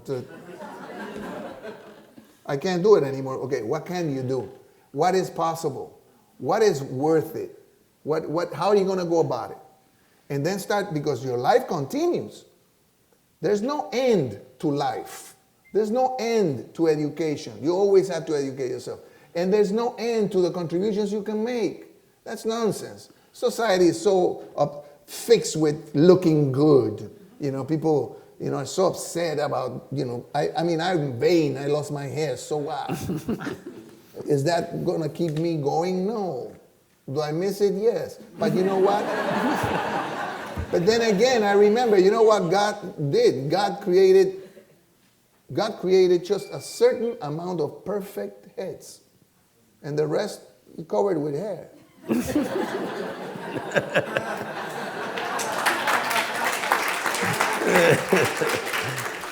Okay? So, but I'm saying, if I'm going to run, I need to be clear about not just my personal finances, but also I have to be clear about what I'm going to do and say. And I'm working on that. But I'm not making noise about that. And also, if I run, I would have to run as an independent. We have to find out what the changes are, because they're right now in the midst of electoral changes. We don't know what the results are going to be. But I tell you this, Panama is a great country. And it's got great people. It really does. It really does. It really does. It really does. And, you know, everybody says the country is the best, and that's fine. I had tremendous faith in our capacity to do things and do them properly. So if I can use at this time in my life, if I can use whatever I know and whatever amount of credibility I still have and help to advance an idea that could somehow contribute to better the conditions of my country, that's what I'm going to do. I don't have a problem with that. Some people thought, no, he's not going to do it. You know how many people thought that I was going to finish the 5 years in Panama? Very few. Very few. There were polls being made, bets. I swear to God, I didn't know this. You know how I found out? I was leaving Panama, and a guy I don't know came to me and shook my hand and said, thank you for everything, that the 5 years. And I said, well, thank you. He said, no, but I had to tell you, thank you, really. And I said, Okay? I'm not kidding. I joke, but I'm not kidding. Did you find out what the odds were in the bets? No, I didn't ask him, but I wish I had. But he said to me, I said, why are you so happy? He says, everybody thought that you weren't going to last the 5 years, and I bet for you, and I won. So I should have asked, what were the odds? What are the odds? But the odds were better than the odds of So, Trump getting more question about lyrics of your songs. I asked you about Patria, about Desaparecidos. Patria was a song that I wrote when Noriega was in power. I was not there. I wrote the song. There's a line there that says, no memorice lecciones de dictadura o encierro. A la patria no la define el que suprime a su pueblo. You know, I always wondered why that song was not utilized at the time more. When Noriega, one of my albums, Buscando América, was banned in Panama. But what they did was they actually banned a song, Decisiones. He said that Decisiones was a call for abortion. You know, I mean, they were looking for how they, and then people, yeah, you know, people sang anyway the song. But what they did, in fact, was ban the album. So you could, there were some songs that just were not being played on the radio. I never had anything that I felt directly. He was responsible for my father and my family leaving Panama. You know, that's why my family left. That's another thing, that people think that I just graduated and left because I wanted to be a musician. That's not how it worked. I said already, I was not working as a musician when I in 1974. I left because I wasn't going to be a lawyer under a dictatorship. And I left because my family left in 73. You know? And when my family left in 73, I was very happy that they were gone, in a way, because now I could have all the time in the world for myself and the ladies and all that. And you know what happened when they left? I felt horrible. I had anxiety attacks. I felt terrible. I felt miserable when my family left. I didn't realize how much they meant to me until they were gone. And so when I graduated, I came from Coiba. I worked with the people in prison, and then I didn't even go to my graduation. One of the reasons I went to Harvard was my mother and my father were working people, working class people. I was the first one to graduate from high school and university. And my mother's dream was to see me graduate. But they left, 73. So I got my diploma in the dean's office. They gave it to me. I took it to the Supreme Court. They registered it I donated, and then I left. And I didn't go to my graduation. So nobody in my family saw me graduate. So when the situation came at Harvard, I actually went there, and my mother, before she died, she saw me graduate. You know, and that was a very special thing. I'm very, very glad that happened. But that's pretty much the scenario. Okay, different question. What is your position on the negotiation between the Farc and the Colombian government? I think it's due. I mean, overdue. I mean, that is a scenario that should have been resolved a long, long time ago, and I don't understand why it's the way it's going. I mean, it should have been. I thought for a fact that it was going to be resolved about a year ago. So I don't understand why it hasn't been resolved yet. But I hope it does. I mean, Colombia is another wonderful place. Hard-working people. And they are turning the corner. I mean, Medellin right now, Medellin is turning the corner in terms of the perception that people had of Medellin. And I tell you, I mean, I went to Colombia when things were really difficult at the time. They were difficult there, and then I've been back since. As a matter of fact, I'm right now working with somebody from Restrepo, a young architect that is graduated from the University of Hamburg in Germany, and he's working right now in Medellin with a project of public housing that I'm going to hopefully use also in Panama. So and Medellin right now is won as a best city. You know, best modern city. So you know, Colombia is turning the page. I hope that this situation finally is resolved. seeing that most of the phenomenal people that you work with have died, Barreto, Cheo, God bless him. what are your thoughts on the role that you play as one of the surviving salsa icons? You know, it's interesting about that. People ask me, you know, so what do you think your contribution has been? You know what I'm saying? And I'm like, again, that's like saying, I got 14 Grammys. It's like, I think time will determine that. Really, is going to determine what happened. I know that I have pictures where everybody's dead but me. You know, when you see that, that's sobering. That's like Richard Pryor discovering fire. You know what I mean? It's like it sobers your ass very quickly. You're looking at the thing and you go, gone, gone, gone, gone. Well, that's me. So I do think that you continue to produce, like I said before. I don't understand this whole notion about, it's one thing I love to do from government in Panama, is to take the advantage of all the experience of all the people. Can you imagine that we have a doctor in Panama that has been the kind of doctor that sees you walking and knows pretty much what's wrong with you? And then you're going to phase him out because he or she is 72 or 73. It's like, you know what it took for that knowledge to be created, and you're just going to get rid of these people? You kidding me? Like I said, you got to use that knowledge. Just don't make him play soccer.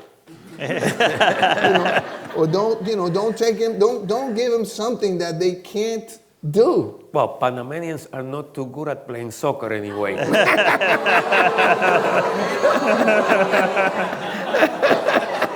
About baseball. Baseball. We're a lot better. We're getting better. But I'm saying, so the fact at the end of the day of how my contributions will be measured, like I said before, and this is very important to say it over and over and over, I did not reach there by myself. I mean, I had arrangers who helped me to get there, great bands that helped me to get there. The people that helped me, continue, the audiences that came to see the shows. So, but I mean, I'm happy that I made the decisions that I made as far as lyrics. Because at the time, people were writing stuff like Vente Mamá Vamos a Gozar. And I don't have a problem with that. I don't have a problem with that because we need to escape. We need to escape. We all need to escape. But I felt also music could document reality. So that part of it, I know people like René from Calle 13, to mention one artist. He's picked up a lot of the stuff and took it elsewhere and gave it a different direction and made it better. I mean, I did an album with Gabriel Garcia Marquez, for instance. I'd be very interested to find out what's going to happen with that. We did it, like I said, Gabriel loved music, and one day I said, why don't we make an album together? And he said, oh, that's a great idea. I said, well, let's start writing the lyrics. And he said, no. And I said, why not? Of course, I want to be associated with you writing. And he said, no. And I said, why not? He said, because we will never finish. And I said, okay, because you're going to be writing stuff, and then I'm going to be writing, and then you're going to be changing, and I'm going to do it. And I said, okay. Then I said, I'm going to do this. I'm not going to write adaptations of your short stories. And again, the smile, okay, what are you going to do? I'm going to interpret your short stories. And I'm not going to, I met Gabriel before the Nobel. And this is important. Because when, everybody, you have like Gabriel before the Nobel and the Gabriel after the Nobel. After the Nobel, everybody's flocking. Before that, we were like pretty much in the same kind of boat, Actually, they knew me a little more than he. It's so funny. And then he said, well, you do it. And I said, I'm going to do, but I'm going to interpret your. And that was interesting because it's like this bottle that has this thing in the front. He made the bottle, but he's never seen the back of the bottle. I'm watching now the back of the bottle. And I'm watching the side of the bottle. So I'm going to write about that. So in a way, you lose control over what you create. So somebody else now is going to give their opinion on it. And you don't know what that's going to be. So I did the record. I never had an album more attacked and less liked in my whole life. I remember that I never. And you blame him for that. No, no. We used to laugh about that, but not in public. The review of the Village Voice, and I don't think it was Chris Go. I don't remember who wrote it. The review of the album was called Agua de Luna. That means water, moon water. The review of the Village Voice was water in the brain. I remember I sent him a letter. I said, "Why didn't you just call it hydrocephalia?" They did not like it. And Gabo one day called me. When Gabo came to the States in those days, but even after the award and all, Gabo was considered by some as subversive still, because of his friendship with Fidel Castro and his contacts with lefty groups. So he wasn't a list. If he couldn't leave the airport, he couldn't go beyond 2-3 miles, something like that. So what he would do is he would call friends from the airport. So he calls me one day, and I'm home. I was so happy. I was home. Pick up the phone. Hello. He said, hey, I don't like to talk on the phone. So I'm very curt on the phone, almost repulsively curt, And I said, hello. And people said, hola. Yeah, I don't want to talk until I'm talked to. ¿Quién es? Gabo. Hey, ¿qué pasó? Me dice, tú eres el desconocido más popular que yo conozco. Digo, espérate un momentito. And I went running and I got a piece of paper to write this down, because that was very funny. El desconocido más popular que yo conozco. Digo, what's that mean? He said, I talk about you, but people don't know what you look like. And then if they know what you look like, they don't know you're a lawyer. And if I talk to them about the song, they don't know you wrote it. And I talk to them about you, and then they don't know you wrote the song. And they always know something about you, but nothing. Por eso eres el desconocido más popular que yo conozco. Digo, oye, that's very funny. Me dice Gabriel, mira, le digo, ¿y cómo está? Dice, aquí muy cansado. Digo, ¿por qué? Se me duelen los brazos y me duele la lengua ya. Digo, ¿por qué? Me dice, de estarte defendiendo. We sold, I think about, I don't know. I think him and I bought the records. But there's a song from that album, there's about 3 or 4 songs that I really love about that record. One of them survived, and we still play it on the shows. Es Ojo de Perro Azul. Tremendo. Oscar Hernandez did an arrangement for that song. That is, a tremendous chart. It's very jazz. That's why we used to play with Cella Solar. We used to play in a lot of jazz concerts.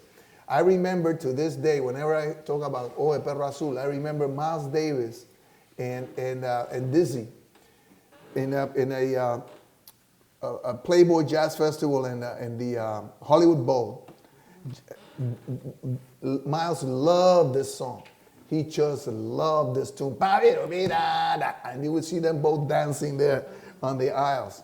So somebody did like the thing. But in general... It's not about the quantity. No, but the quality. But the fact that people, nobody liked it. The people who were intellectuals thought that I was being presumptuous, arrogant, and an idiot because I did not interpret the stories correctly.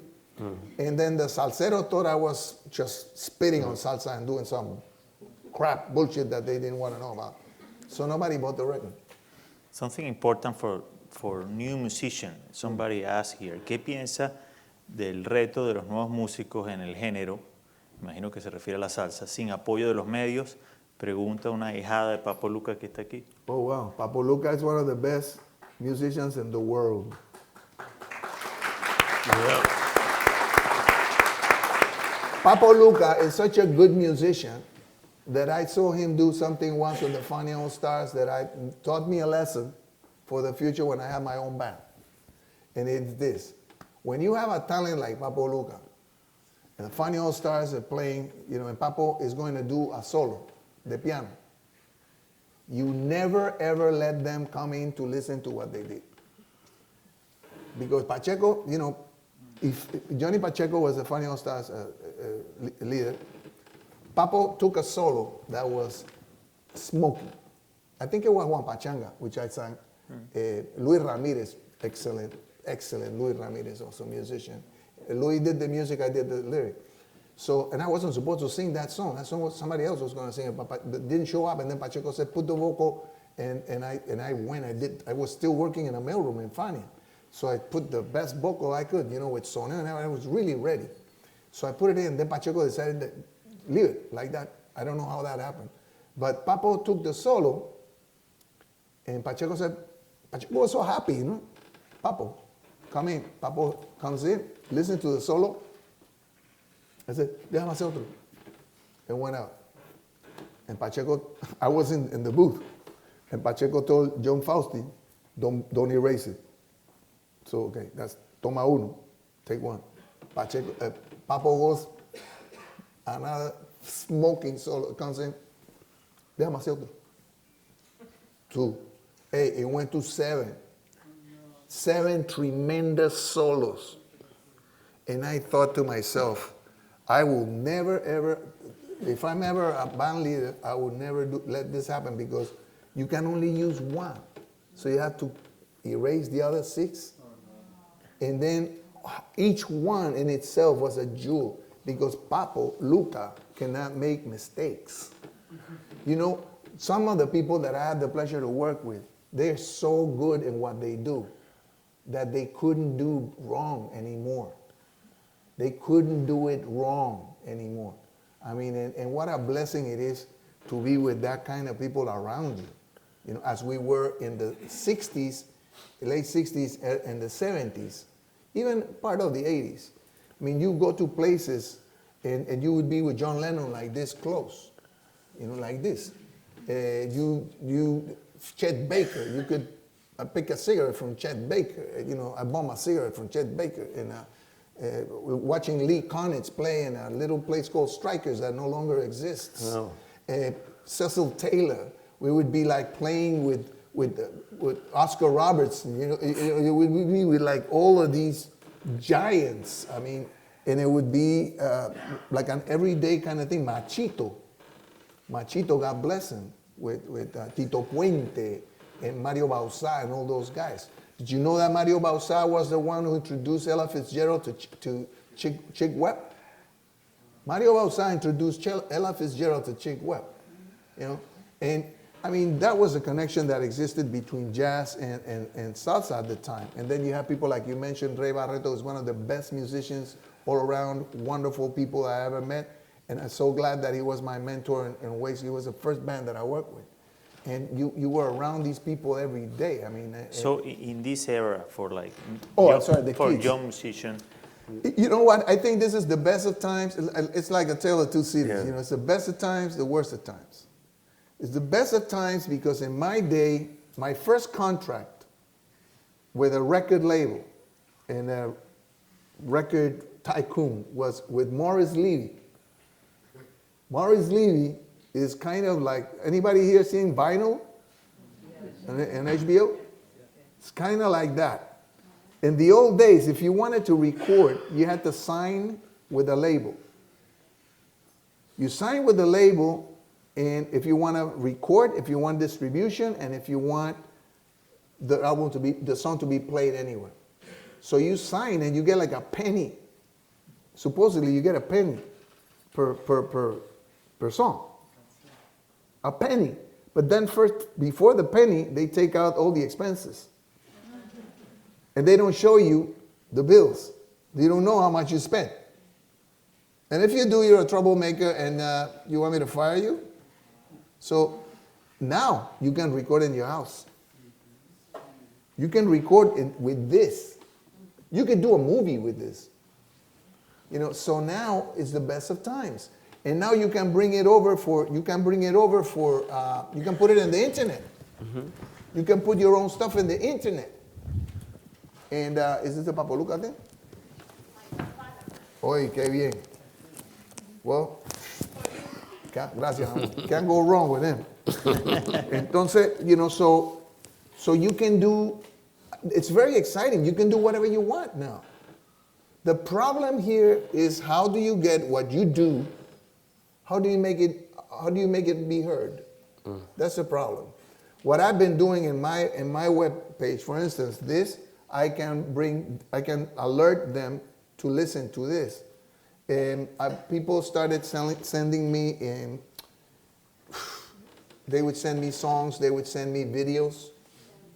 I mean, there was and I remember to this day, and we didn't know what to do because we were getting so many videos and so many songs to listen. It's only 3 guys, Orozman de la Guardia, David Bianco, and me. That's it. That was the company. So we didn't know what to do. So we get all this. What we do is say, let's put them by country and close our eyes and choose, and see what can we hear and listen to. So now the problem is what you do, how do you present it? How do you make people know it exists? I think that people that have a name already, like myself, I have like 1 million people in the Facebook, and with you it'll be like 1,100,000. and then I got and you know what? That's how they measure you today. They don't ask you how many movies you've done. They don't ask you who you work with. How many people you have on Facebook? How many Twitter followers? Twitter follows, yeah. So now, if I put that in there, maybe somebody will listen to it and then go, "Who is this person?" No, yeah, but I'm saying that's the biggest problem. The best thing though is you can record whatever you want, and you can make it, you can release it yourself, and you're your own boss. So it's the best of times and the worst of times. Just a last question about your experience with Michael Jackson. I'm talking about totally different. Some people come over to me and ask. They think that that my life has been like sort of planned, and it's not irrational to think that. Right now, I'm in a TV show that is seen in this country, depending, live +3, you get 7 million. The past season, the average was between 8 and 11 million. That's mind-boggling. My country has almost 4 million people, the whole country. So you go like on a weekend, you get 7 million people watch you. This is here. The show is being placed in 92 countries. So right now, some guy in Nepal is watching the show. And then they don't know, exactly who you are. But they see Salazar and they go, And then they go, who's this guy? And then he sings. Really? What does he sing? Let me see what he does. The connections are like incredible. What happens with all that information? So the Jackson scenario was that because I don't have a publicist, and that's why I said you may think, oh my God, this guy is. I don't have a manager. I never had a manager. That's almost incredible. I never had a manager. I don't have publicists. I don't have assistants. And that's why I'm late. Sometimes I forget. I thought this was tomorrow. You don't know. I got somebody called, a friend of mine from Venezuela said, "Oh yeah, today." I said, "No, it's tomorrow." "No, it's today." And I wanted, Jesus Christ. So it's not like I have a plan that has led me to this. Or even a Google Calendar, apparently. No, I have the damn calendar in front of me. It's just that I don't, sometimes I don't pay attention. So the Jackson story is like, how many people here know? Well, you know who Michael Jackson was, is, right? Okay. So did you know that he recorded 1 song in Spanish in his whole career? Claro. But do you know that? Did you know that? He recorded 1 song in Spanish. So how did that happen? I'm home in Los Angeles. I get a call from Quincy Jones. And he said, "Rubén, it's Q. Hey, yeah, what's up? Mira, Michael wants to record in Spanish a song." And I said, "Okay." And he says, and I told him that you're the guy. You're the guy that's got to do this. And I said, "Yeah, Quincy, I just read somewhere that he wants to buy the bones of the Elephant Man And he said, don't pay attention to that nonsense. And I said, well, is this going to be like, is it going to be weird? He said, no, don't pay attention to that stuff. So I said, okay, so what am I supposed to do? He wants to do an adaptation of a song called I Just Can't Stop Loving You. And I said, okay. So take a listen, and we need a lyric in Spanish, and then you have to coach him. And I said, okay. So I listened to the song, and I thought, I liked it. I said, sure, I can do this. But then I called Quincy and said, I cannot do a translation of the song. I'm going to go very close to it. But, I need freedom in there, which means I'm going to be writing a version of it. So is that going to be cool? And he said, sure. So I wrote it. I wrote the whole thing in Spanish. I made special copies for him. And then I went to meet him to the studio. I was with him for 3 days. And I mean 3 complete days. And just like Quincy had promised, it was Michael, Humberto Gatica, who was the engineer of Thriller and Bad and all that. This was after Thriller. So Quincy and myself, that was it. So for 3 days, I had him with me. Let's do this, let's do this, and he would do it. And I gotta tell you, that guy was a pleasure to work with and an inspiration, because he was a perfectionist. He would finish the thing and he would say, you think we can do it better? And I'd say, let's go. Let's go. And he would come and do it. And he would do it. And he would do it. And he would do it again. What do you think, Rubén? I said, it's great. You sure? Yeah, I think it. Let me try it again. And bah! He would do it again. And he would do it better. And he was relentless in this thing.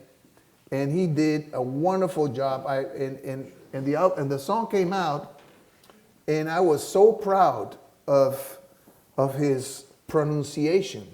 Some years ago, decades ago, a great singer, Nat King Cole, one of the smoothest, silkiest voices ever. Great pianist. Oh, and a great pianist, yes, sir. That trio was something happening with him. Yeah, it's true. A lot of people don't remember that. Cole played piano, and he played. He did an album in Spanish, and that album in Spanish was a huge hit. And I remember when I was a kid listening to that, and in those days we had television didn't exist, so everything was radio. So we would just listen to radio all day. And we would look for songs that we liked in the radio to see, one station was playing the song we wanted to hear. And I remember, imagine how many times I must have heard this song to do it like this. Que sera, sera, whatever will be, will be. But que sera, sera, la voz era Nat King Cole. So, and I always thought it was charming. We loved the fact that he was doing it that way. You could tell it was a person that didn't speak Spanish, but was singing in Spanish and sang it the way that the person felt. With Michael, I wanted for him to do cuando la. I wanted to hear each word and each R and each, and he did it. And he did it just perfectly. And it was so good, in fact, that when the song came out, the people at CBS Records were upset because they said that he had done it so well that people would not know it was him. I said, what are you talking about? Michael Jackson's voice is Michael Jackson's voice. What are you talking about? They won't know it's him. They want that accent. Yeah. Absolutely. Yeah. They wanted it. And I said, and Michael didn't want it either, that to do it like that. So we did it, the thing. And finally, after the song came out and all, and again, I was with him for these 3 days. And I mean, the whole day, I don't have a picture with him. I didn't ask for pictures. I didn't ask for pictures with a lot of people because I always felt I was going to see them again. Or that we would, we'll see each other. So I have one picture with Dizzy Gillespie, thank God. I have one picture with him. And I remember the day we took it because it was some guy I didn't even know had a Polaroid. It was a big thing in those days, a Polaroid, an instant picture, whoa. And I saw this and I said, come on, let's take a picture. And we took a picture, that's this guy. Did you take a picture? And that's Dizzy, you know. Pop, took the picture and I have it. This is the only picture I have with him. Yeah. I have one picture with Miles that I know of. And that's because we were delivering some award somewhere. And so I know that somebody must have taken the picture.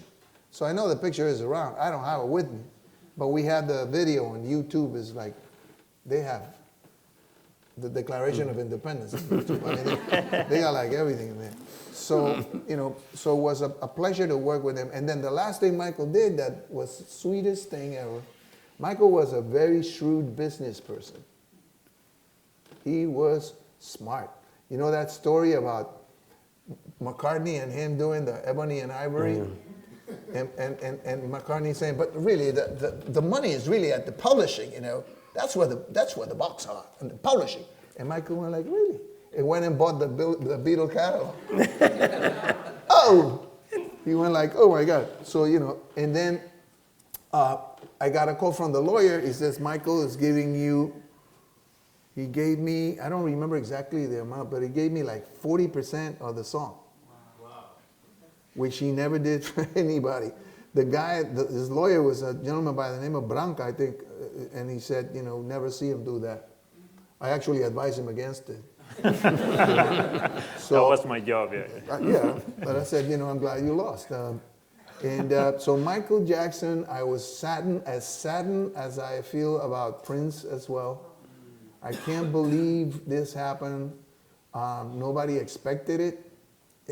But again, you know, what can you say? But the fact that it was a privilege to work with him and to see how good he was really in his craft. And nobody knew about it because I didn't make a public statement about it. I didn't go out and made a big fuss about it. It just happened, and like any other thing. And I'm currently now thinking about writing a book about stories and anecdotes. Because the one thing I did learn is that, for instance, if people don't know this story about Bausa and the Chick Webb and Fitzgerald, they should know. My teacher of solfeo was Alberto Socarrás. Alberto Socarrás, Cuban musician. Arguably, the first jazz solo, flute solo ever recorded, Alberto Socarrás.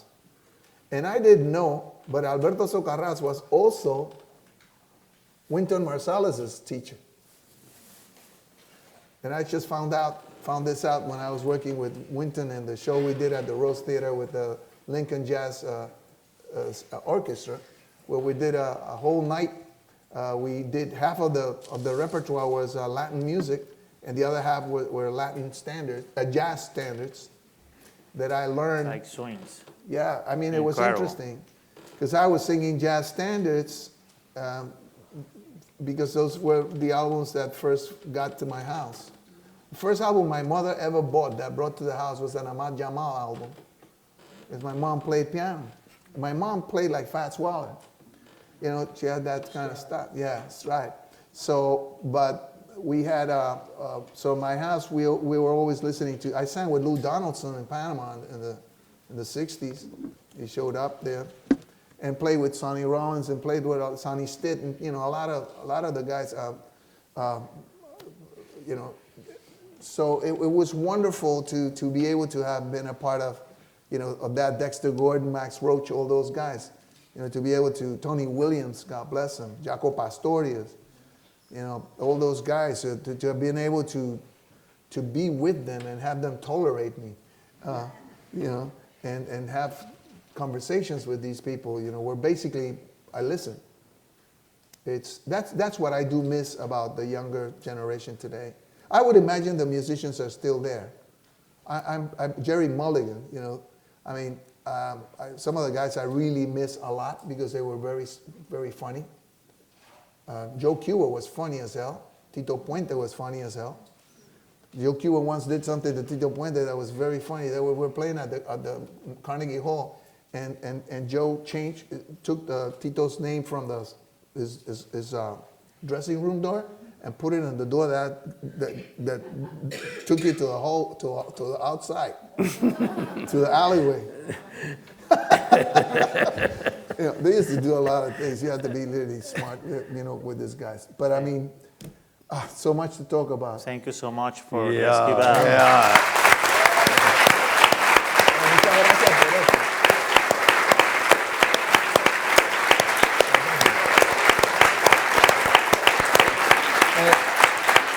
Thank you.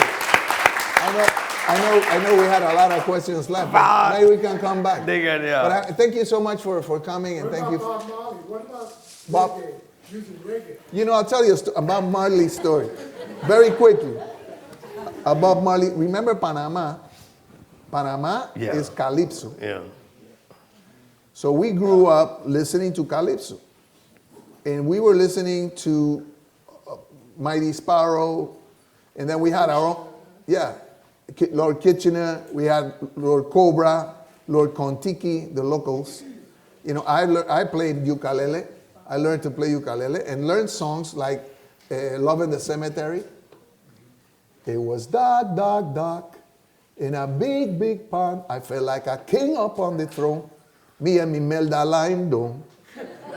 When I heard a talk and a creeping walk, and a voice said, Mister, you brave, you bring in your girlfriend on top me grave. You talk about run, I nearly broke me head, living running from the dead. Ghost said, don't run me lad, come and play a game of cards. Well, now as I'm running in truth, me foot sticking a mango root. I fall down inside a tomb. I got out with a zoom, zoom, zoom. The scream I heard, I think the whole world shake. Well, now in big trouble. This time I saw a she-devil.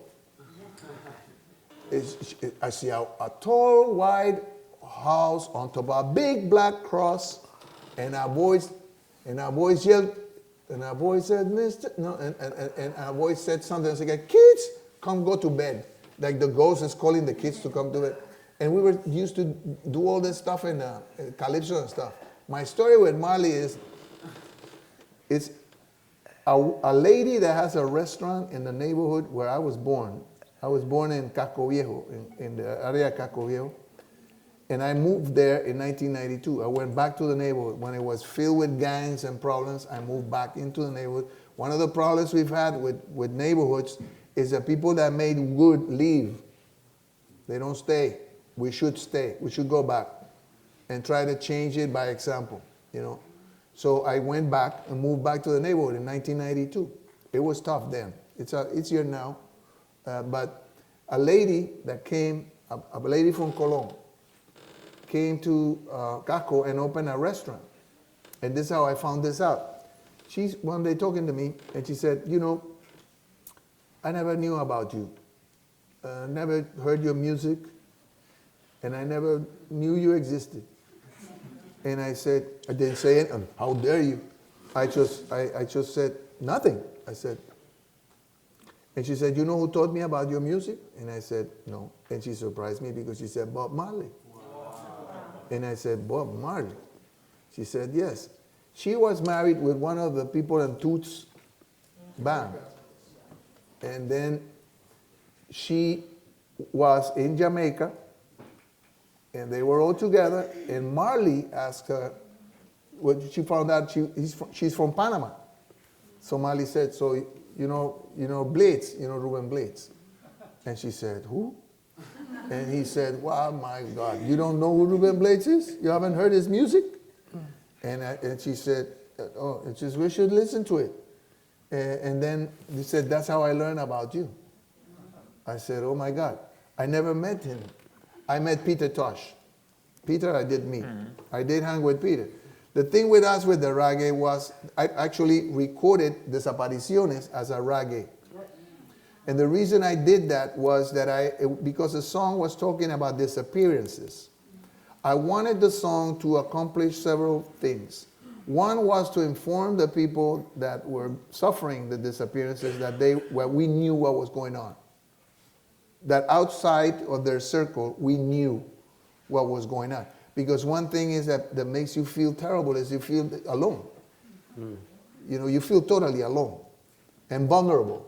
But when you feel that other people are also going through that are aware of what you're going through, then you don't feel that alone. That was one. The lyrics. The music, I went to a reggae because you couldn't really dance it. You had more to, if anything, you were going to just move, but you were not going to be dancing. I wanted people to not move too much. And because it's a reggae, I made it, the melody, if you notice, is circular. Ta-da-da-dee-da-da-da-da-dee-dee, da-da-da-dee-da-da-da-da-da, da-da-da-da-da-da-da-dee-dee, da-da-da-da-da-da-dee-da-da, da-da-da-dee-da, da-da-da-dee-dee, da-da-da-dee-da-da-da-da-da. It's all circular. It doesn't go anywhere. I didn't want people to go anywhere. I wanted people to be ba-da-pop, ba-ba-da-da-pop. You're not going anywhere. You're right there. Every time you turn, you see the thing. You turn this way, you see the thing. You got nowhere to go. So and reggae has that hypnotic thing that just sets a mood, you know. And when we did that, actually, because of that song, we had to, included a drummer in the band. We didn't have a drummer in the band. But I got somebody from the Exciters from Panama who was here. The drummer came and put, Horacio came in and put the drum. And then, there's nothing I could do. I now had to get a drummer. So instead of Cedar Solar, we became Cedar Solar plus one, really. And people are always asking, why are you called Cedar Solar if you're 7? So I never was good at math. And actually, to last story, those of you, how many are you in school? Studying? Okay. I'm going to tell you a story. I flunked 3 subjects in school. In my second, we call it secundaria. It's from 1st to 3rd and from 4th to 6th. In here they continue, like 12, 13, 14. I flunked 3 subjects. One was mathematics. Basically, I didn't like the teacher. I flunked music.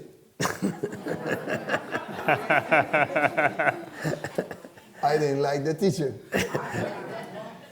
And I flunked artistic education. And I mean flunk. I had to do it again. Okay? I had to do a whole year for those 3 subjects. And you like the teacher. No, but what I'm saying is, you guys are in school. If you see me, you think everything was like no. I mean, I tell people I flunked music, and they think I'm making it up. No, I just flunked. I flunked it because I didn't like the teacher, or I was bored. So remember that, because it's not about what you flunk, it's about how you survive. How do you atone for that and move forward? You know, and bless every time you fall. Bless every time you fall, because you're going to get up stronger. And you're going to learn. You don't learn from what's right. You learn from your mistakes. You know, and if there weren't any mistakes, there wouldn't be any successes. Okay? So, and another thing, finish your school. That was the most important thing I did. Finish your school now, before things become more complicated. Thank you so much. Gracias.